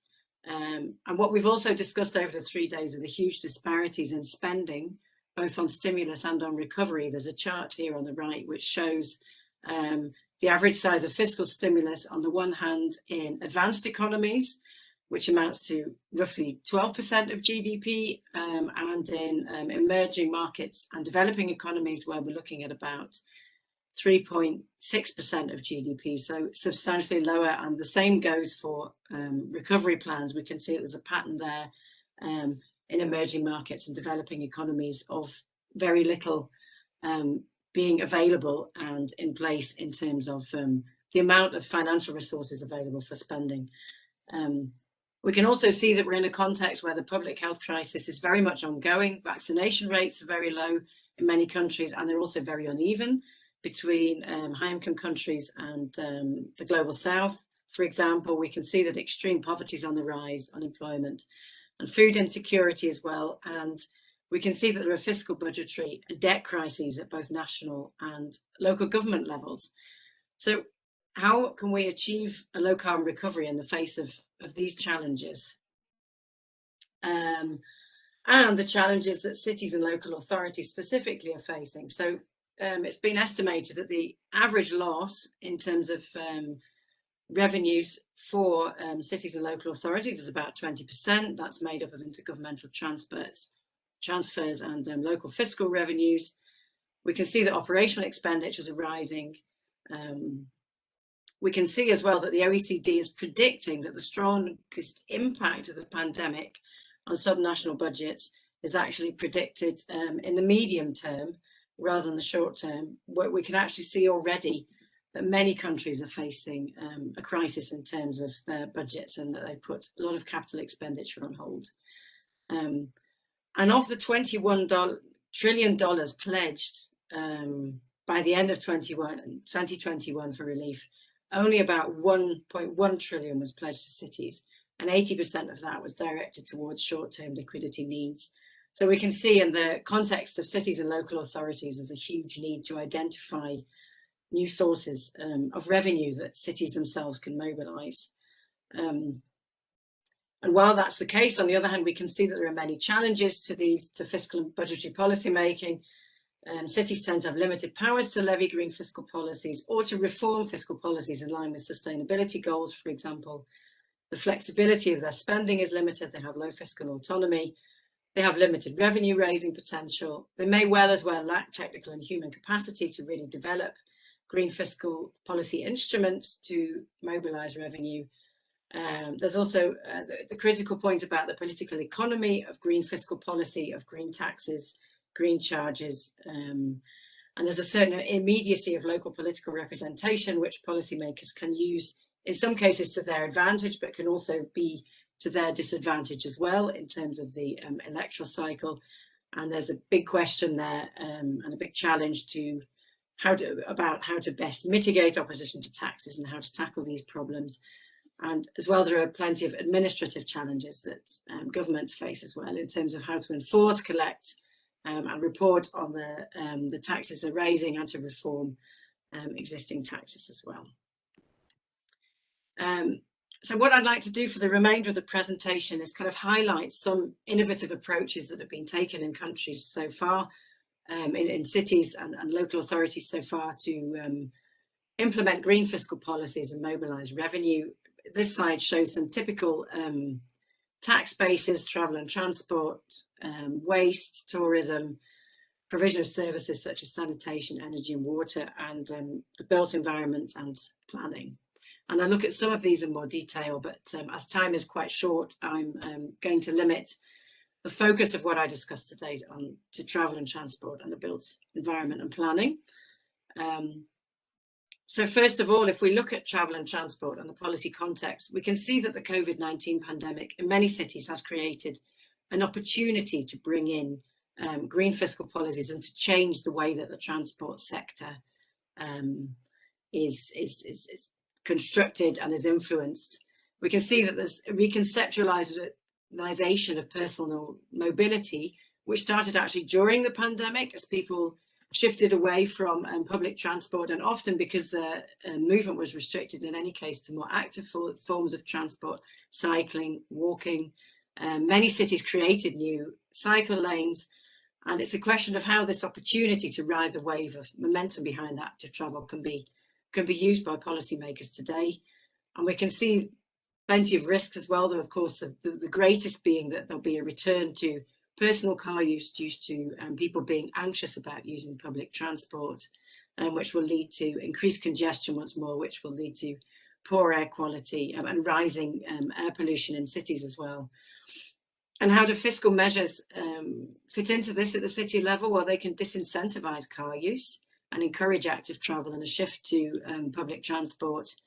And as well, a great potential of green fiscal measures in the city context is that if they're targeting individual car users, we can see that they're more a progressive kind of luxury tax, which particularly is relevant in more unequal societies. So in societies where individual travellers may not have access to a private car.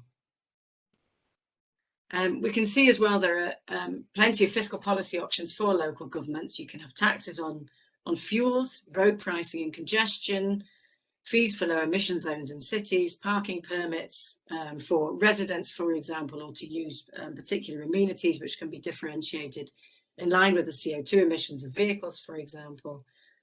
Parking charges can be used to influence whether people drive into the city or use alternative means of transport instead. And of course, we can have various mechanisms related to public transport pricing, which can reduce ticket prices for young people or the elderly or low-income households, for example. This slide shows actually a proposal that I developed in cooperation with colleagues for the United Nations Environment Programme, which looked at a package of fiscal measures to reduce air pollution in the city of Jakarta. And one of the proposals that we conducted some basic modelling on was a tax escalator on transport fuels in the city, which was increasing the tax rate from a baseline of 5% in 2019 to 10% on diesel by 2022 and 8% on gasoline. So this was very much modelled within the parameters of an existing policy instrument. And we predicted that it could raise revenue by 2022 of around $56 million annually, which would be potentially could subsidise very, very many millions of public transport tickets, as well as being used for additional purposes as well. So we can see that there's a great deal of potential to explore such instruments to bring about reduced emissions, as well as mobilise revenue. So you're killing several birds with one stone. And for example, we can calculated that the health cost savings would amount to about $3 million annually as a result of this tax escalator. And it would also bend the trend in terms of emissions from transport fuels in Jakarta as well. A concrete example, this time looking at congestion charging in Stockholm. This was introduced in 2007 and uses license plate technology. There's a photo of that on the right there, where you can see the time when cars enter the congestion charging zone is recording on the license plate, and charges are levied accordingly. There's been a 22% fall in traffic volume since the charge, between a 30 and 50% reduction in congestion as well, and 10 to 15% increase in public transport use. And crucially, there's also been a fall in harmful emissions of particulate matter, about 20% in the first 4 years. We can see that that's generated health benefits and revenue as well, and additional revenue from increased use of public transport. And the operational costs are covered easily by the revenue raised. So we can see that for many cities with a congestion problem, this is a great option to raise revenue, reduce congestion, and deliver a whole raft of benefits for the cities themselves. But for many countries, it might be that such a high-tech solution with license plate reading is quite difficult to implement in practice. And there are other options as well, which have been implemented by cities which are much more low-tech. For example, low emission zones in Germany, which have been introduced in 57 cities and town centres. In principle, this is an honour system. The cities purchase and display an LEZ sticker on their vehicle, and these are checked periodically by traffic wardens or police. And the penalty, if discovered, is about $88. And in 2018, 65,000 people failed to comply in Berlin, which raised about 5.7 million in revenue. And actually the implementation costs are extremely low of the scheme because it's not associated with any really large additional investments prior to being introduced. And these have reduced particulate emissions by 10%, as well as raising revenue for cities projects as well. But aside from travel and transport, perhaps just looking briefly at environment and planning. So what can governments do about the built environment? How can they use fiscal policies in these areas to create incentives for greening, as well as mobilize additional revenue? Again, there are quite a few opportunities here that city governments can harvest in the context of a low carbon recovery, for example, job creation through the installation of energy efficient technologies or renewable energy. Can also create financial incentives in a sector that's proving difficult to tackle. As I've noted there, this is also in many countries and in many cities, it's proving quite difficult to incentivize, for example, improved insulation of properties, and to transform the way that heating and cooling is implemented in buildings. So we can see that the green fiscal policies here may have an important role to play going forward in cities to improving the built environment. As I've said, this can mobilize revenue. Such taxes, though, can also be fair and progressive, particularly if they tackle high value properties and so address some of the concerns about social equity issues and green fiscal policies. And they can address the problem of split incentives and reduce barriers to invest in energy efficiency and low carbon energy as well. Some of the options here for policymakers may be property taxes for households and business, differentiated according to energy efficiency of buildings or renewable energy installations or other performance criteria. Land value capture, for example, taxes on increases to land value as a result of infrastructure investment on the part of cities. On-bill finance, so grants for homeowners to retrofit or insulate or improve the energy efficiency of their houses, which would be repaid via energy bills or property taxes, and fee waivers for certain planning procedures, for example, if energy efficiency or renewable energy standards are met. Or finally, sustainable tourism charges are also a possibility in this regard. We can see here and just some examples of local property and land taxes in the Philippines. What I was hoping to do with this slide is to really highlight the ways in which governments can think about the kind of behaviours they would like to see changed and how they can use fiscal policies to incentivize those changes. For example, in the Philippines, city governments are permitted to implement an idle land tax. So it's an optional additional levy on assessed values of lands classified as idle. Sorry, there's a typo there on my slide, I see. And the ceiling rate is 5% per annum, but nevertheless, that's a continuous additional charge that we can enforce on empty land that's not being used. There's a special education fund tax which can be implemented specifically to raise revenue for education. There are special levies which can be implemented on lands that have benefited from public works. So we can see there's something a bit like a land value capture fee as well, and then socialised housing taxes as well, which can be imposed on the assessed value of lands in urban areas.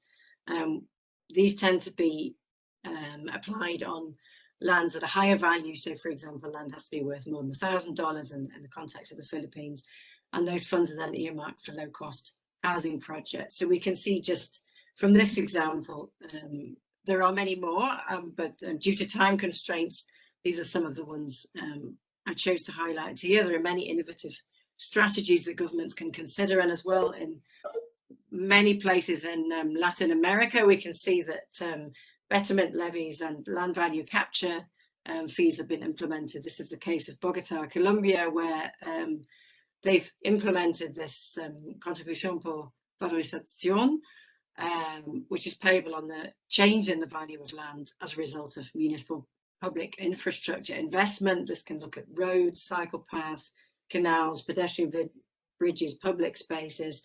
There's a wide raft of investments that municipalities can make, and the fees are payable by the property owners that benefit from these improvements.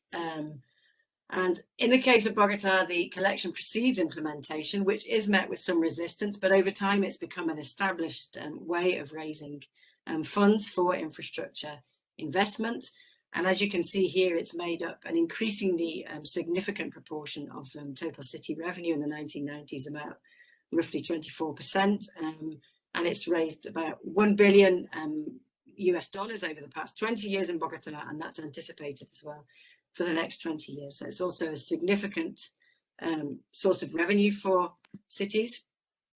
I feel that I have gone very quickly here because of the time constraints, and maybe a few comments on the key takeaways.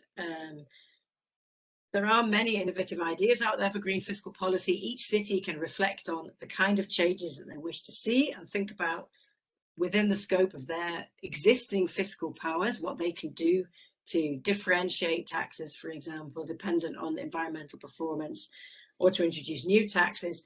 Some cities have even introduced carbon taxes. For example, Boulder, Colorado has a carbon tax on energy use in the city, which is about $8 per for businesses and about $1 for individuals for electricity usage, for example. Or you can have repayment of loans via energy bills for properties, so that they can make these energy efficiency investments, which we know are difficult to incentivize. There are many things that governments can also do relating to waste, which I also wasn't able to touch on, but according to business practices, charging them different business rates, for example. I think it's fair to say that the sky's the limit in terms of what city governments can think about doing. And for me, the key takeaway in my presentation is that innovative green fiscal policies really can deliver multiple benefits at municipal and local levels.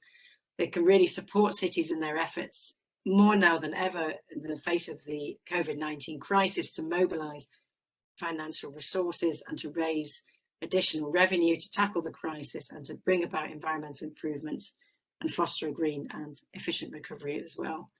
So thank you very much for your attention and your time. I look forward to our discussion and questions.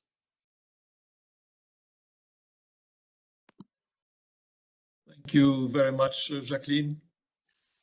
You are in windy Scotland, I think, at the moment. Thank you very much for this very nice, interesting presentation. And I thought, I was afraid we had lost the next presenter, but he's back. So I would like to introduce Mr. Michael Williamson. He's Chief of Sustainable Energy Development Section at the Energy Division at the Economic and Social Commission for Asia and the Pacific, UNESCAP.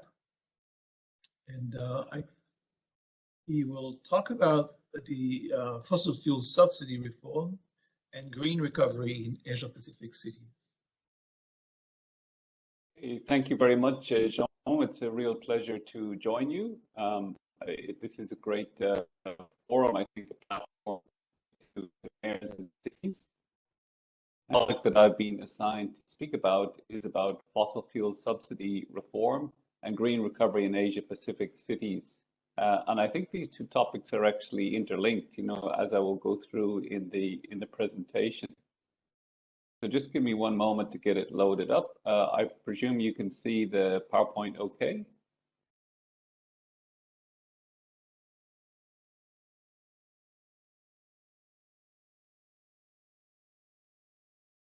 Can you see the PowerPoint presentation? Yeah, we see the PowerPoint. Now you're full screen. So oh, wonderful. PowerPoint, that's perfect. Okay, thank you so much. So let me just skip back to the second slide. So in terms of the outline of my presentation, the Asia Pacific is facing a series of crises through the 21st century. We're only 20 years.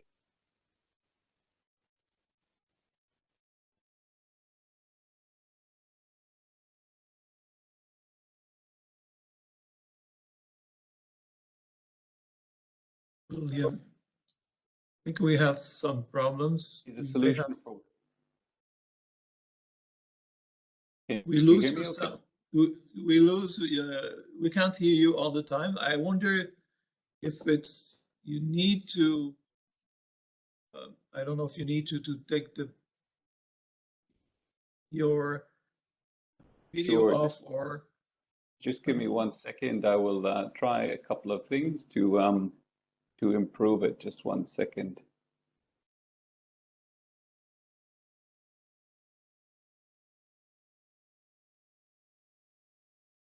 Just give me 1 second, John. I'll try to improve my my internet access. Okay. Seems okay now. Okay. But it comes and goes. So.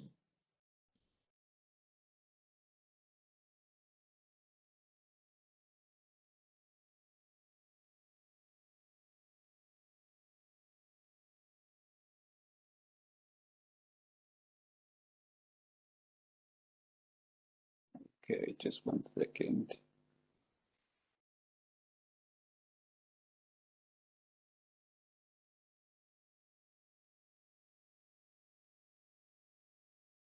Okay, can you still hear me? Yes, we do. Oh, perfect. Okay. So let me go back to the presentation and try and give you a sense of what I'm going to be speaking about. So as I was speaking about the crises that we'll be facing in Asia Pacific, by removing fossil fuel subsidies, this at least gives us a solution or a partial solution for one of those key crises, which is the climate crisis. Because of course in cities, they will be feeling the brunt of the impacts of climate change. And also they'll have to do a lot of the climate change adaptation because a certain amount of climate change is inevitable, of course, and we have to adapt to that.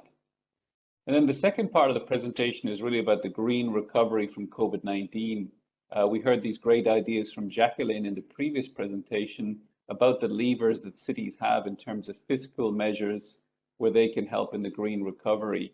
But the overall recovery from COVID-19 is an opportunity as well to tick off on many of these economic and sustainability and climate goals.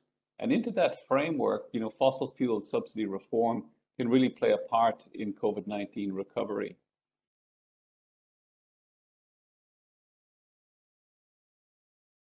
So in terms of fossil fuel subsidies, as I've mentioned in the previous slide, this is an enormous opportunity. If we can rationalize or phase out fossil fuel subsidies, it's an enormous opportunity to increase the fiscal space for COVID-19 recovery and set climate mitigation plans on track.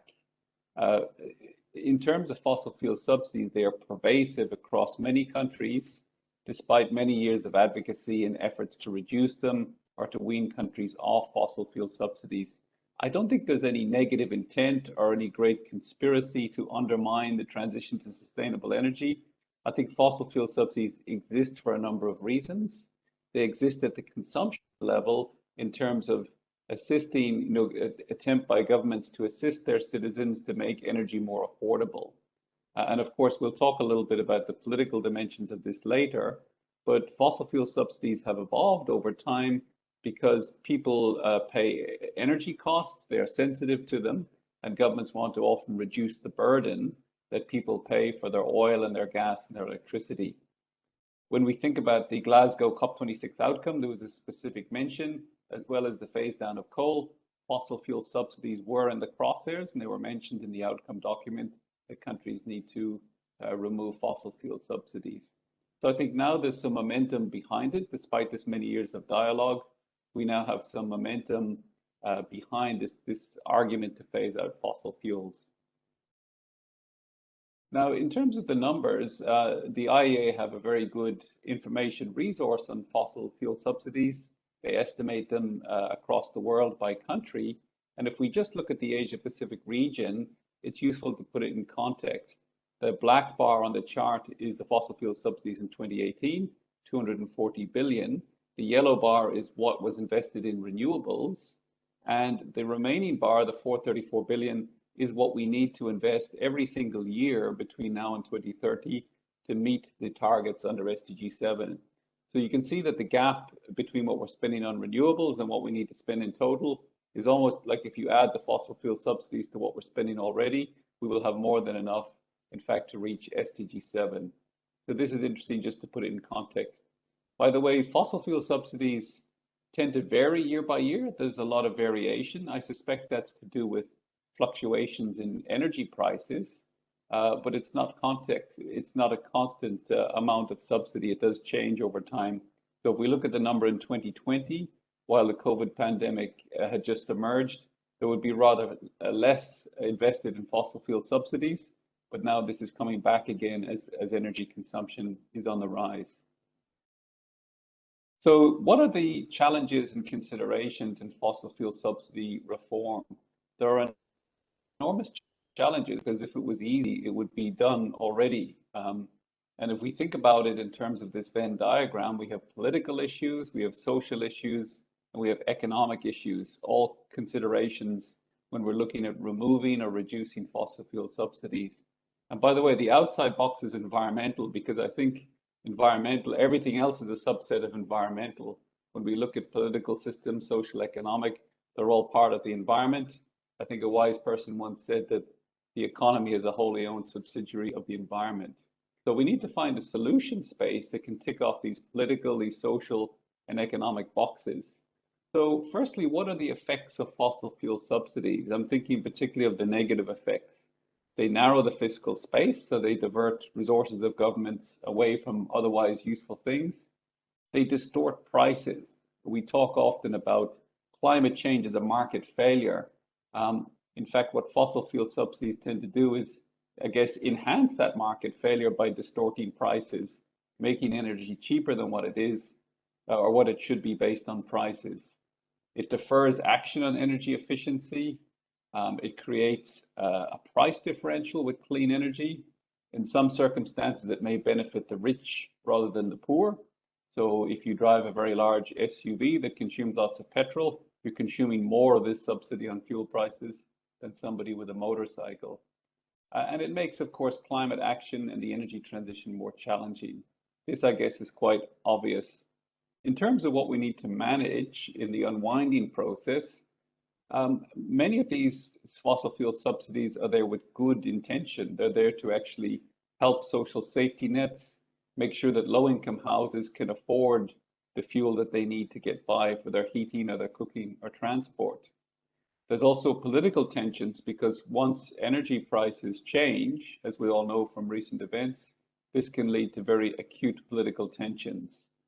And we need to think about long-term versus short-term planning. What is the long-term vision for the future of the energy mix in a given country? And how do we get to that long-term future and make these trade-offs with the short-term requirements? We also need to think about energy access programs, because, of course, access to clean cooking fuel is a key issue. And many countries are using LPG as a means of replacing polluting cooking fuels. So this is one, I guess, example of a good fossil fuel subsidy, if I could put it that way. In terms of actual amount, it's quite small in the overall mix, but there might be some applications where, fossil fuel subsidies have an important role.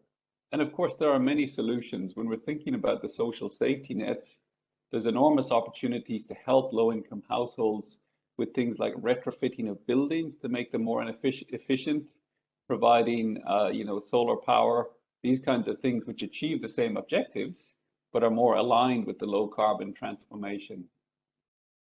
So then I'd like to touch on building forward better and look at some of the advantages of a green policy package. And this is all with relation, of course, to the COVID-19 recovery. And I'm going to reference some work done by our colleagues in ESCAP, in the Macroeconomic Policy and Financing Division. So the model that our colleagues have come up with is kind of a three-legged stool. It talks about enhancing digital access, it talks about green development, and boosting social services. All of these things are integral in this building forward better. And there's a publication here, one of the working papers that was published just last month with the QR code. And I'd encourage you to have a closer look at some of the modeling. But let me just give you a quick summary of what it entails. The green development policy proposed by ESCAP involves spending increases in key areas, addressing these fossil fuel price subsidies, and implementing a carbon tax. And what our colleagues have done is they've built a model which looks at a number of outcomes in terms of what is the increase in GDP, what are the reductions in emissions, how does it affect things like air quality, and come up with some actual quantitative results. So one thing that we should recognize up front is that while we're not at the end game of COVID just yet, I think we have many more years of recovery ahead of us. The fiscal response to date, and I think Jacqueline touched on this as well, it could have been greener in the Asia Pacific. If we look at these bars here, this is really looking at commitments to energy, which is not, of course, all of the fiscal response, but just looking at the energy part. So the green bars are clean energy, basically clean unconditional or clean conditional, and the black is fossil fuel, the black and the gray. You can see that in many countries, it's the black which dominates. And I think ESCAP has been doing a lot of advocacy on this topic about the green recovery, but it looks like we have a little way to go in terms of promoting a fully green recovery that's aligned with the SDGs. These are just some summaries of the modeling results. What these are showing is that if you implement this package, this package with the three elements that I had mentioned, what is the change in GDP growth is the first graph. What is the change in emissions? And here, the business as usual, of course, is this blue line, and the black line is the ambitious spending curve. So you get a reduction in emissions, you get a change in government GDP to debt ratio, but also importantly, the air quality, a vast improvement in the air quality. So there are a lot of benefits to be gleaned from this package. In terms of decarbonizing the economies, by removing fossil fuel subsidies and adopting carbon prices, we can have dramatic changes in both GDP and dramatic reductions in emissions. And a number of different carbon taxes have been modeled here, from $25 a ton through to $75 per ton. And these measures actually get you a long way towards the Paris pledges for many countries of the region. And it just underscores that price signals are really important. People respond to price signals. And of course, what fossil fuel subsidies are doing is putting the price signal in the wrong direction. As we're talking with a forum to do with cities, I thought it's useful to mention some work that ESCAP is doing to support cities in the energy transition, because we have a program that has really been focused on countries at the national level, and that's to develop SDG 7 roadmaps at a national level. Of course, cities play a very big role in terms of energy consumption. So based on several requests, we have adapted this program to come up with what we call sustainable energy transition roadmaps. A very deliberate diversion from the SDG 7, because of course, cities on themselves are not responsible for SDG 7. It's a national level target, but they are involved in the process of sustainable energy transition. So we see them as keys in this process, and so they're really deserving of this support under this program. And so far, we've partnered with 6 cities or provinces But certainly for the coming year, 2022, we're open to more cities to work with. We'd like to work with more cities in this process to help them plan ahead how they would look at access to energy, energy efficiency, and renewable energy in support of SDG 7. And here's just a sample of some of the cities that we have worked with so far. We're also completing 3 provinces in Thailand, which are currently under development, and we hope to have those soon. And before I finish, I just wanted to reflect that UNOSD is doing this wonderful job in terms of capacity building of policymakers in the actual nuts and bolts of how to phase out fossil fuels. They've worked with several developing countries so far, and I think this type of hands-on capacity building support is really important because this is a really complex area.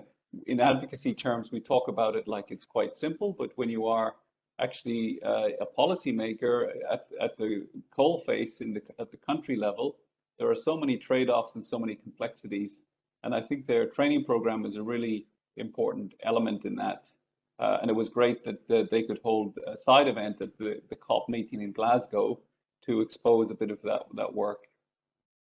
So really that is the key points that I wanted to share. And I'd like to thank UNOSD again for the invitation and pass the floor back to Jean. Thank you very much, Michael, for your presentation. Thank you for giving us this cue about our program on fossil fuel FFRE, to Renewable Energy Transition Program, that you were part of the presenters at Glasgow, but we are currently reformulating and then trying to update it and then continue. So this program, which was quite successful up to now. So thank you very much for this, but thank you very much for your excellent presentation on top of this. I will now go quickly to the next presenter in the interest of time, because we don't have much time. I think we went a bit beyond what we had scheduled. So I would like to introduce Ms. Jorgelina Ardoy. She's a senior researcher at the Instituto Internacional de Medio Ambiente y Desarrollo, América Latina. And she's in Buenos Aires, and then she will, I think she's online, she's with us.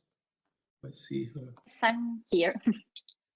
Okay, go. So, Jorgelina, the microphone floor is yours. Please go ahead. Thank you, Jean. Thank you, everyone. Good evening, good afternoon, or good morning, wherever you are. It's a pleasure to be sharing this dialogue space over the last few days. As a concept note prepared for the forum stated, there is a need of rethinking cities, making them more inclusive, resilient, innovative, and supportive of sustainable lifestyles, even more so in the context of COVID-19. The presentations these days have covered these issues. There's also an agreement that transformation towards low carbon, climate resilient cities needs to be also respond to pervasive urban poverty and inequality. In 2021, we started this project, which I will be presenting today, the Transformative Urban Coalitions, TUC for short, that sets foot through catalytic projects in 5 Latin American cities, one being Buenos Aires. I will come back to explaining the goals of the project later, but first I would like to give a bit of a context of where the project will be implemented in Buenos Aires. Next slide, please. Well, the city of Buenos Aires, circled in red, is an autonomous district together with 24 municipalities of the province of Buenos Aires, form what is known as the metropolitan area of Buenos Aires. What this map is showing is the darker areas, almost black. They show districts that have municipalities or comunas within the city of Buenos Aires that have over 25% of the population living in informal settlements. And so here, as you can see, towards the southwest of the city of Buenos Aires, where the dot blue is, over 25% of the population lives in informal settlements there. And it's where our pilot project will be located. Next slide, please. Here, this map locates Villa 20 or Barrio 20 within the Comuna 8 in the southern area of the city of Buenos Aires. It's the fourth largest informal settlement in Buenos Aires. It has a population of around 30,000 million inhabitants, around 9,200 families and 4,500 houses. So it's almost 2 families per house. And 75% of the population living there are below the poverty line. Next, please.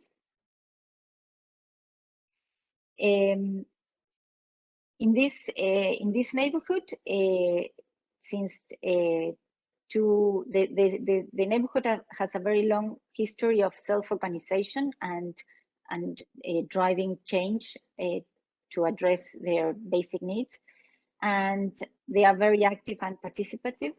And so in 2016, we think together with the city of Buenos Aires, they started an upgrading urbanization process that involved installing all the needed basic infrastructure and services such as water, sanitation, pavements, drainages, electricity, etc. Opening public spaces, streets, new streets, opening patios within the dense constructed areas, and also moving towards cycling.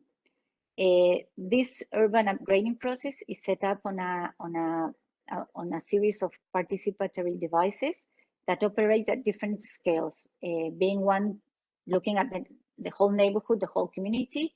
Also, other participatory devices look at more sectoral or at the block level, and also devices that operate more at individual level or at the family level.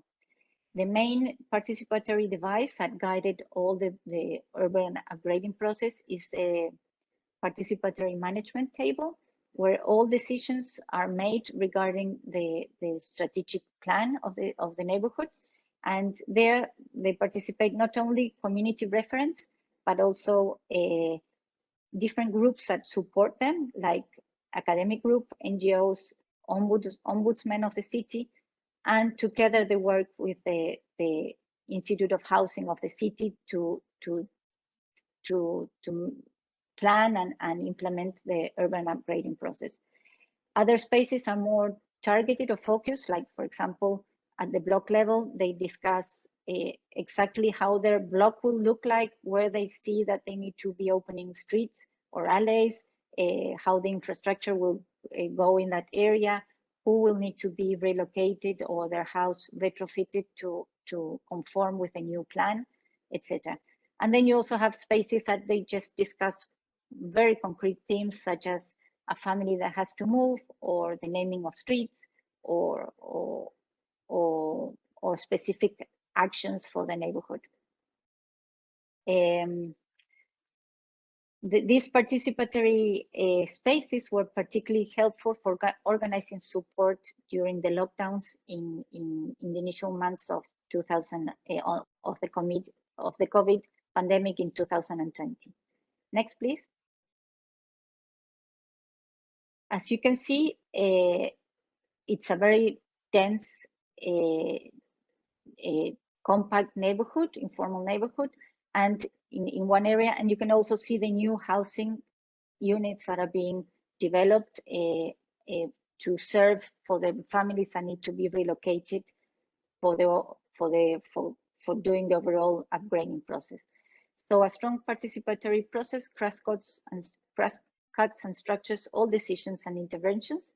And this has opened an opportunity to, once very basic needs are being addressed, to be able to think further and switch to a more sustainable development pathway, and in this way contribute to systemic urban change, linking more what traditional upgrading programs are doing with what will be needed and is needed for addressing future needs and development needs in cities, especially in the global south.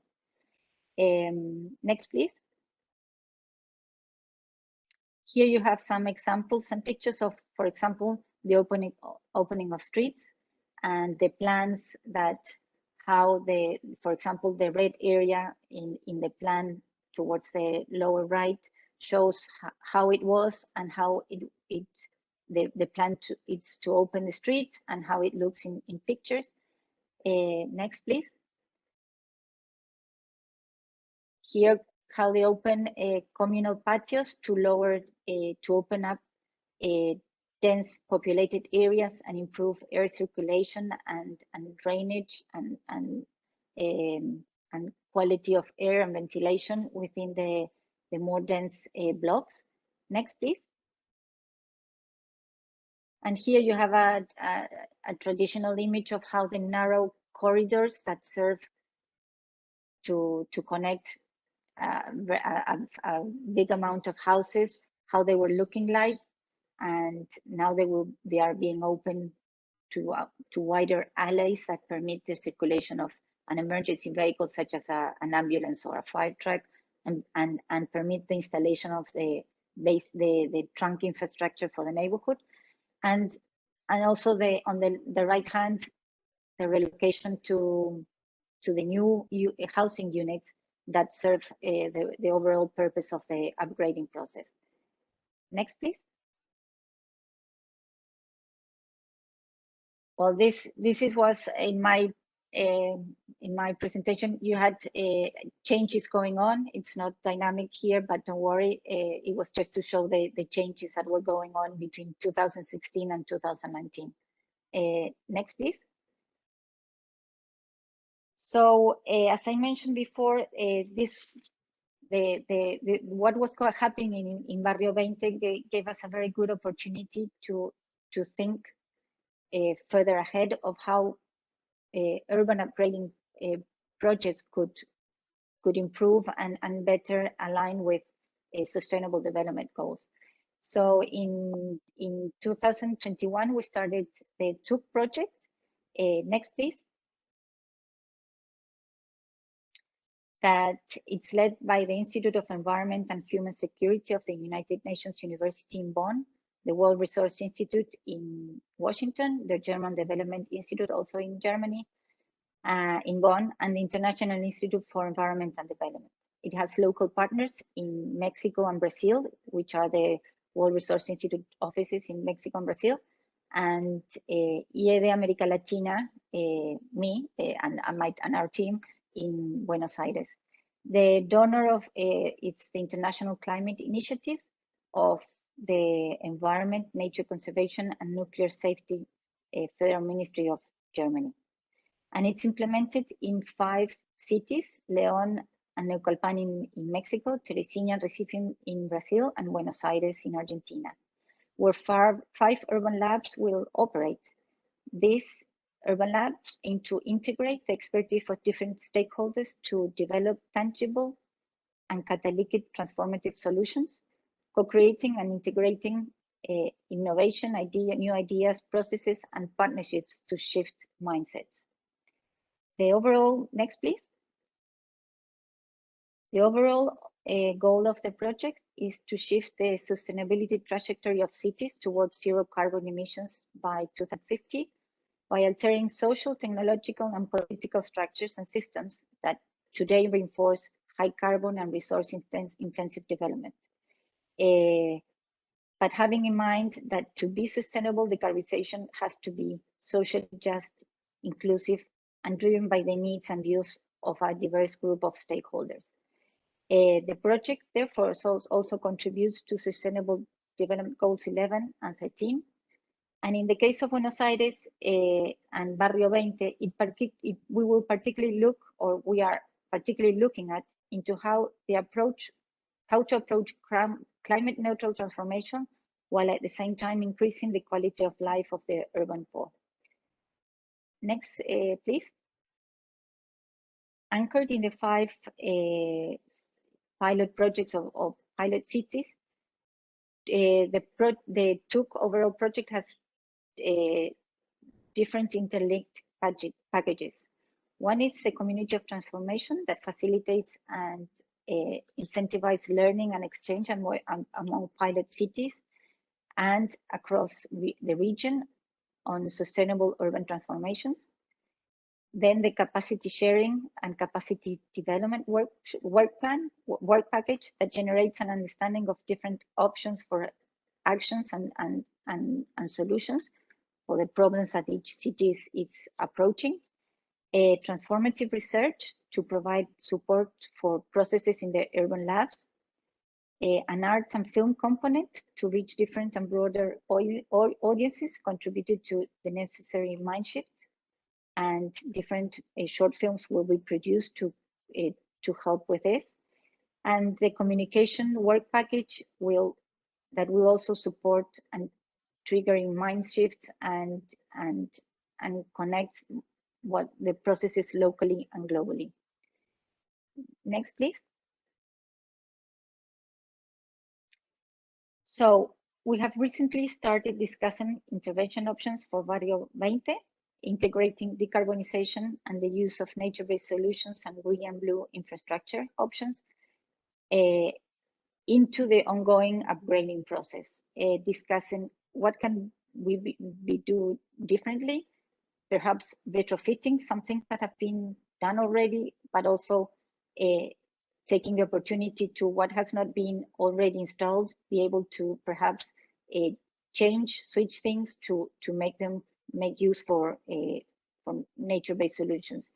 So we are discussing how interventions in alleys, streets, open areas, and neighborhood borders. Initially, we also thought about getting more involved in retrofitting houses, but probably that will be left for another stage.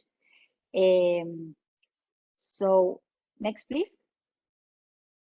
We have developed a draft of potential options that we are discussing with the neighborhood stakeholders, and to make room for more natural environments.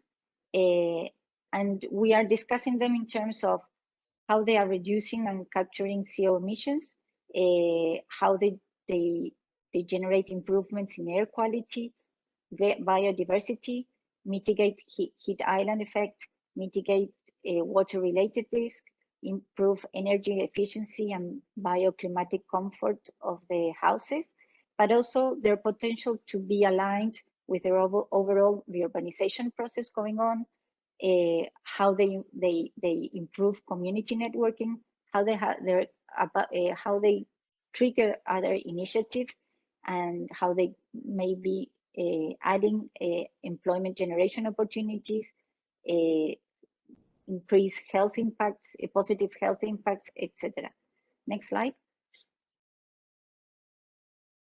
So overall, what we are aiming for in Barrio 20 is to showcase the use of nature-based and green and blue infrastructure, not as an addition or complement, but as a vehicle to gray infrastructure or traditional urban planning, but as a vehicle to achieve multiple socioeconomic and socio-environmental benefits for the community and the city.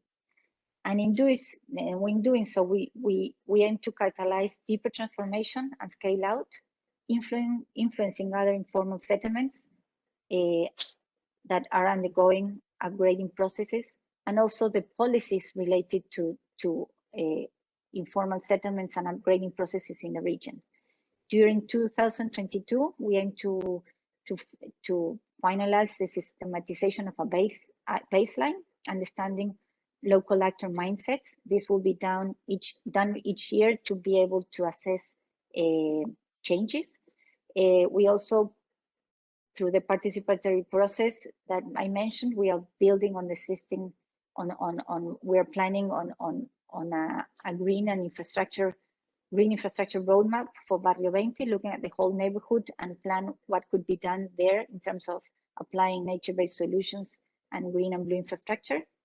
And we will also select and design particular interventions and start the implementation to use as showcase to trigger further action, both within Barrio 20 and other neighborhoods in the city, and launch or initiate an urban lab to contribute and support innovation and mindset changes, where we will be working together with new actors that are not traditionally involved in the urban upgrading process. For example, environmental agencies of the city, other NGOs, the areas that are more linked to monitoring data around the city. So we are bringing them in to discuss and contribute to this process, and also aiming to change their mindsets and scale out and up to other areas of the city. So with this, I'm closing. I will probably be able to share, hopefully, more results of this process in the coming years. Thank you very much for listening, and I'm open to any questions. Thank you very much, Jorgelina, for your presentation on this very interesting project. I'd like to hear more about it for sure. Now it's getting a bit late, but I'm trying to see questions, and I don't see many questions. However, I saw a conversation with Stelios and Jacqueline, I think, but Stelios is no longer online, or is he still there? I don't see him. So maybe, Jacqueline, you want to, I missed the question, but I saw that you were responding to him. So do you mind to go and tell the questions? Maybe you want to, that it was Stelios was asking and then responding. Oh, of course. Thank you. So Stelios Grafakos from GGGI asked about the use of revenues from green fiscal policies. So the use of revenues raised, if I could go through some good examples. So for example, so I'll name a few. And the first part and the second part, I'd like to kind of respond to the question at a more theoretical level, if you like. So for example, the congestion charge in London, all the funds there are earmarked for use for Transport for London, so and for investment in the transport system. So they've invested in electric buses, in bus lanes, in other forms of public transport, in cycle lanes, in safer routes to schools, and low traffic neighbourhoods, for example. And a lot of the differentiated parking tickets in London are used for things like safer routes to schools and low traffic neighbourhoods as well. Quite a few of the measures that I mentioned, like in the Philippines, or the land value capture taxes in Bogota, are very clearly earmarked, for example, for education or for low-cost housing or infrastructure investment. In the case of on-bill finance, actually the finance is up front, for example, for investment in infrastructure, for insulation in housing or in buildings, and that's then paid off over time via the electricity bill of properties, whether that's a household or a business. So again, there's a very clear link. And finally, perhaps the carbon tax in Boulder, Colorado, the funds that are raised with that are used to fund solar rebates and invest in resilience programs and similar efforts. So they're used very much for sustainability as well. So in the main, I would anticipate that at the local level, that's how cities and authorities would use the funding. But as a caveat to that, in the theory of green fiscal policy, you're actually creating the incentive for sustainable behavior and for a low carbon transition with the imposition of the green tax itself. For example, a tax on fuel will incentivize a shift towards more active travel, towards car sharing, a bundling of journeys and so on. So you've already achieved, in a sense, your environmental and sustainability goals with the imposition of the tax. And what is then done with the revenue is a separate question, and it can be used for sustainability or for a different purpose. But that doesn't, so it's great if the revenues are used for low carbon development, but that doesn't necessarily have to be the case, just to add that as a caveat as well. Thank you very much. I think that, sorry, I missed Stelios, he was online. So now he would like to speak. So I think he has a question also to, I don't know. Thank you. Thank you very much. for the answer and your very interesting presentation. I have a follow-up question. If you're aware of cases where land value capture instruments have raised funding and finance for cities to finance climate adaptation projects. We heard about the gap of finance for urban climate adaptation. So based on your experience, are there any cases or opportunities for cities to use land value capture instruments for climate adaptation projects? To be honest, I'm not aware of any, but I'm not an expert in land value capture globally. So, but I could look into it and maybe drop you an email if I find any good examples of that. I don't know any offhand, I'm afraid. Thank you so much. Thank you again.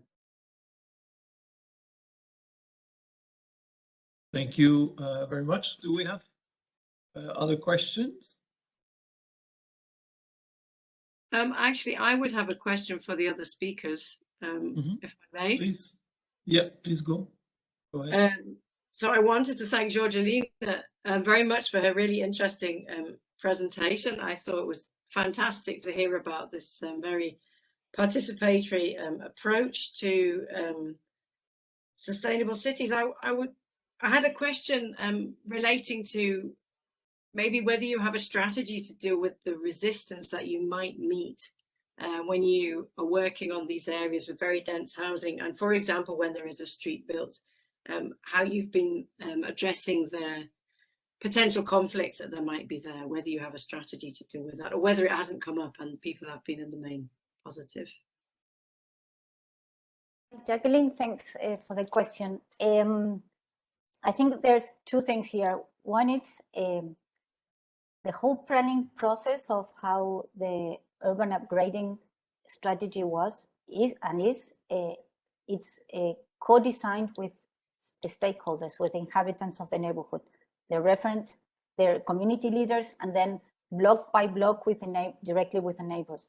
So that participatory setting really allowed to give way to and solve the different conflicts that may be arising.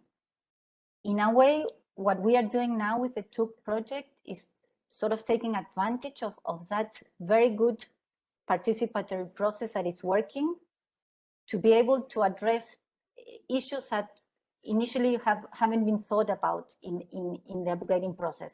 The city, the planners and the neighbors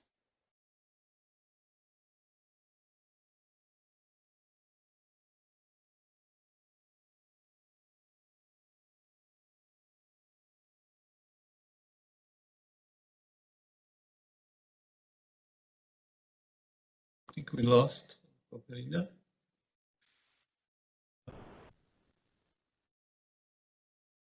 Hopefully she's coming back. Should we, do you have any other question to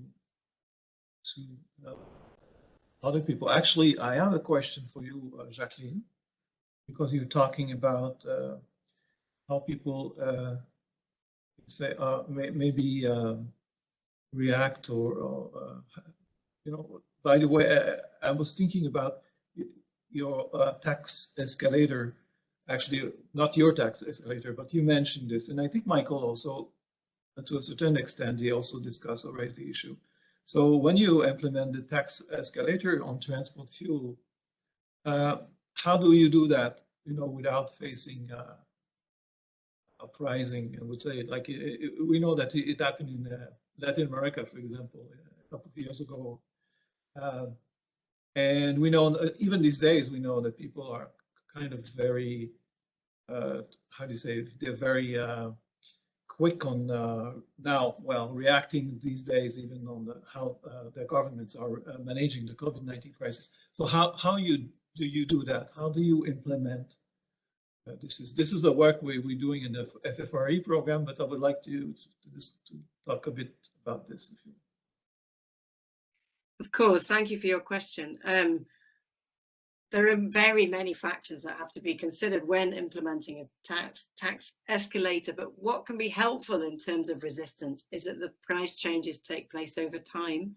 So consumers do have more time to adjust than if the price of fuel is hiked quite dramatically in a short time period. So for example, if there's an ideal tax on fuel, shouldn't be a percentage tax, but in the new Indonesian case, that was what was already in place. So we chose to propose a reform of that rather than a new instrument. But in any case, what you would have with an escalator is a gradual increase over time, which would be put into law before the escalator was introduced. And in terms of addressing resistance, there are quite a few things that policymakers can do. They can think about the sequencing of policy in terms of which compensation measures would they like to put in place and when would they like to make them visible. So you can think about compensating low-income households before the increased price is introduced at all, so that it's clear that there will be greater availability of public transport tickets, for example, or there will be cash vouchers handed out to low-income households so that they will be able to cope and manage with that price change. Governments can think about raising awareness about the social impacts of the tax as is, or the lack of tax as is. For example, as you know, has been discussed very many times, if you're looking at the pricing of fossil fuels, if prices are kept low artificially, this is something that's very much to the benefit of wealthier households who are consuming far more fossil fuels than low-income households. So before Indonesia reformed its fossil fuels subsidies in 2015, it had a very strong media program to raise awareness about how inequitable the benefits of fossil fuel subsidies were. So that can also be very important, making clear what the status quo is in terms of pricing and who is actually gaining the most from that, and then replacing that system with a much more targeted and fairer system, which looks at redistributing the subsidy or the social welfare to low-income households. I think those two aspects are really crucial: the sequencing and the awareness. So I'll stop there so that I don't take up too much time. Thank you very much, Jacqueline. And I see that Helena, she's back. I think she's online, so maybe she wants to continue because she was cut. Yes, Helena, sorry. yeah, My Wi-Fi went down. I don't know what I missed, but well, coming back to the question, what I was trying to explain is that having that participatory process going on that has helped to solve all the different conflicts that may arise in an upgrading process, we are using that same platform to start discussing nature-based solutions, green infrastructure solutions to the to align with the upgrading process, and start thinking if this is possible for the whole set of policies that are going on, especially in a region like, well, I know our Latin America, no, but there's always upgrading processes going on. So I think it's a good opportunity also to learn from this and share. Thank you, Okelina. And I would like to ask you, because one of the questions I had is, okay, how long will it take to renovate or do the complete the plan? And then the sub question is also, what do you respond to people who say participatory process is too long? And so what is the, let's say, what will you respond to that? The whole upgrading process that started in 2016, which I haven't been involved from the start. I'm getting involved with this project. I haven't been involved before. It started in 2016 and it's still going on, and it has 2-3 years ahead, at least to finish what the plan is. And later you have all the process of titling, and which will take even more time. But for what we aim with the TUC project, it's we will not be able to transform the whole neighborhood. We aim to just develop a few pilot interventions and then be able to align with other processes that are going on, other interventions, other funds that may be coming along to contribute to the sort of greening and sustainable development of that neighborhood. The whole TUC project lasts 6 years and it's in 2 phases. So it will be running until 2026. And in terms of the participatory process, I think everyone agrees that it's very long and it takes a lot of time and consumes a lot of time. Probably decisions are slower in when you work in a participatory way. But on the other hand, it always ends up being the best way possible, because if you don't start co-creating the ideas, co-creating the transformation and visions you want to implement, then you usually do interventions that don't have the impact you desired, or they're just not later maintained or sustained. So in a way, it's even it takes time. I think most people that work in development agree that it's the only way possible to do it, but it takes time. Thank you very much. I just well, it's so interesting. One thing I would assume that we see that you improve the quality of life of people there, and I suppose also at the same time there's more room, but I guess you also succeeded to increase the density. Am I right on this? No,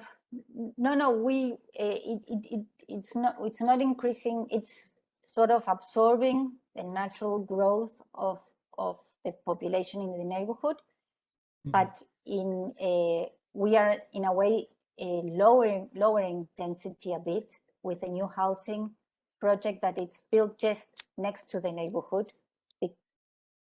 because we are opening areas that are meant to improve quality in the neighborhood. So in a way, we are sort of spreading a bit out in the surface area that the neighborhood has.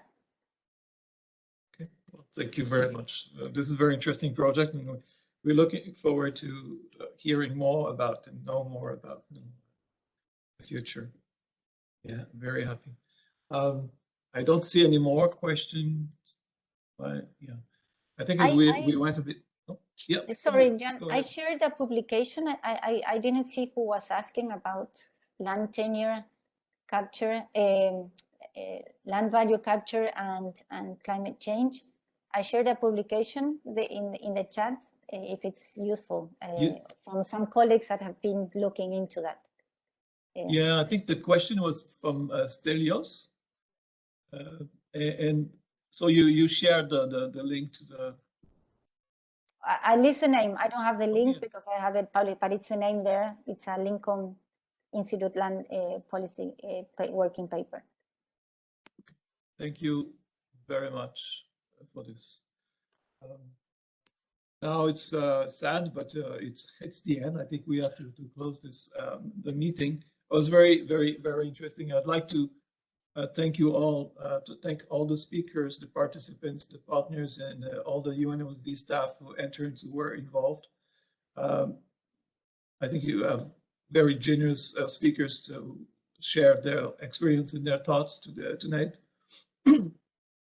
We hope that also the audience and all the participants enjoyed the session where we talked planning, policy reforms, practices to improve the resilience of cities and communities, strengthen their coping and adaptation capacity, enhance their contribution to green recovery in different regions, and also this nice example in the Barrio 20 in Buenos Aires, Argentina. I learned a lot from those discussions personally. I'm very happy. I'd like to remind you again that the presentation material will be shared online on the forums web page after the forum. And I would like to invite you tomorrow, Thursday, for the last session of the International Mayors Forum, hoping that we can have the next Mayors Forum in person and then have you all together to join us for the next forum in person. So I would like to again to say thank you, and then how we say here, 감사합니다. And I wish you a good day, a good night, a good evening to wherever you are. And I hope to see you again tomorrow. Thank you very much.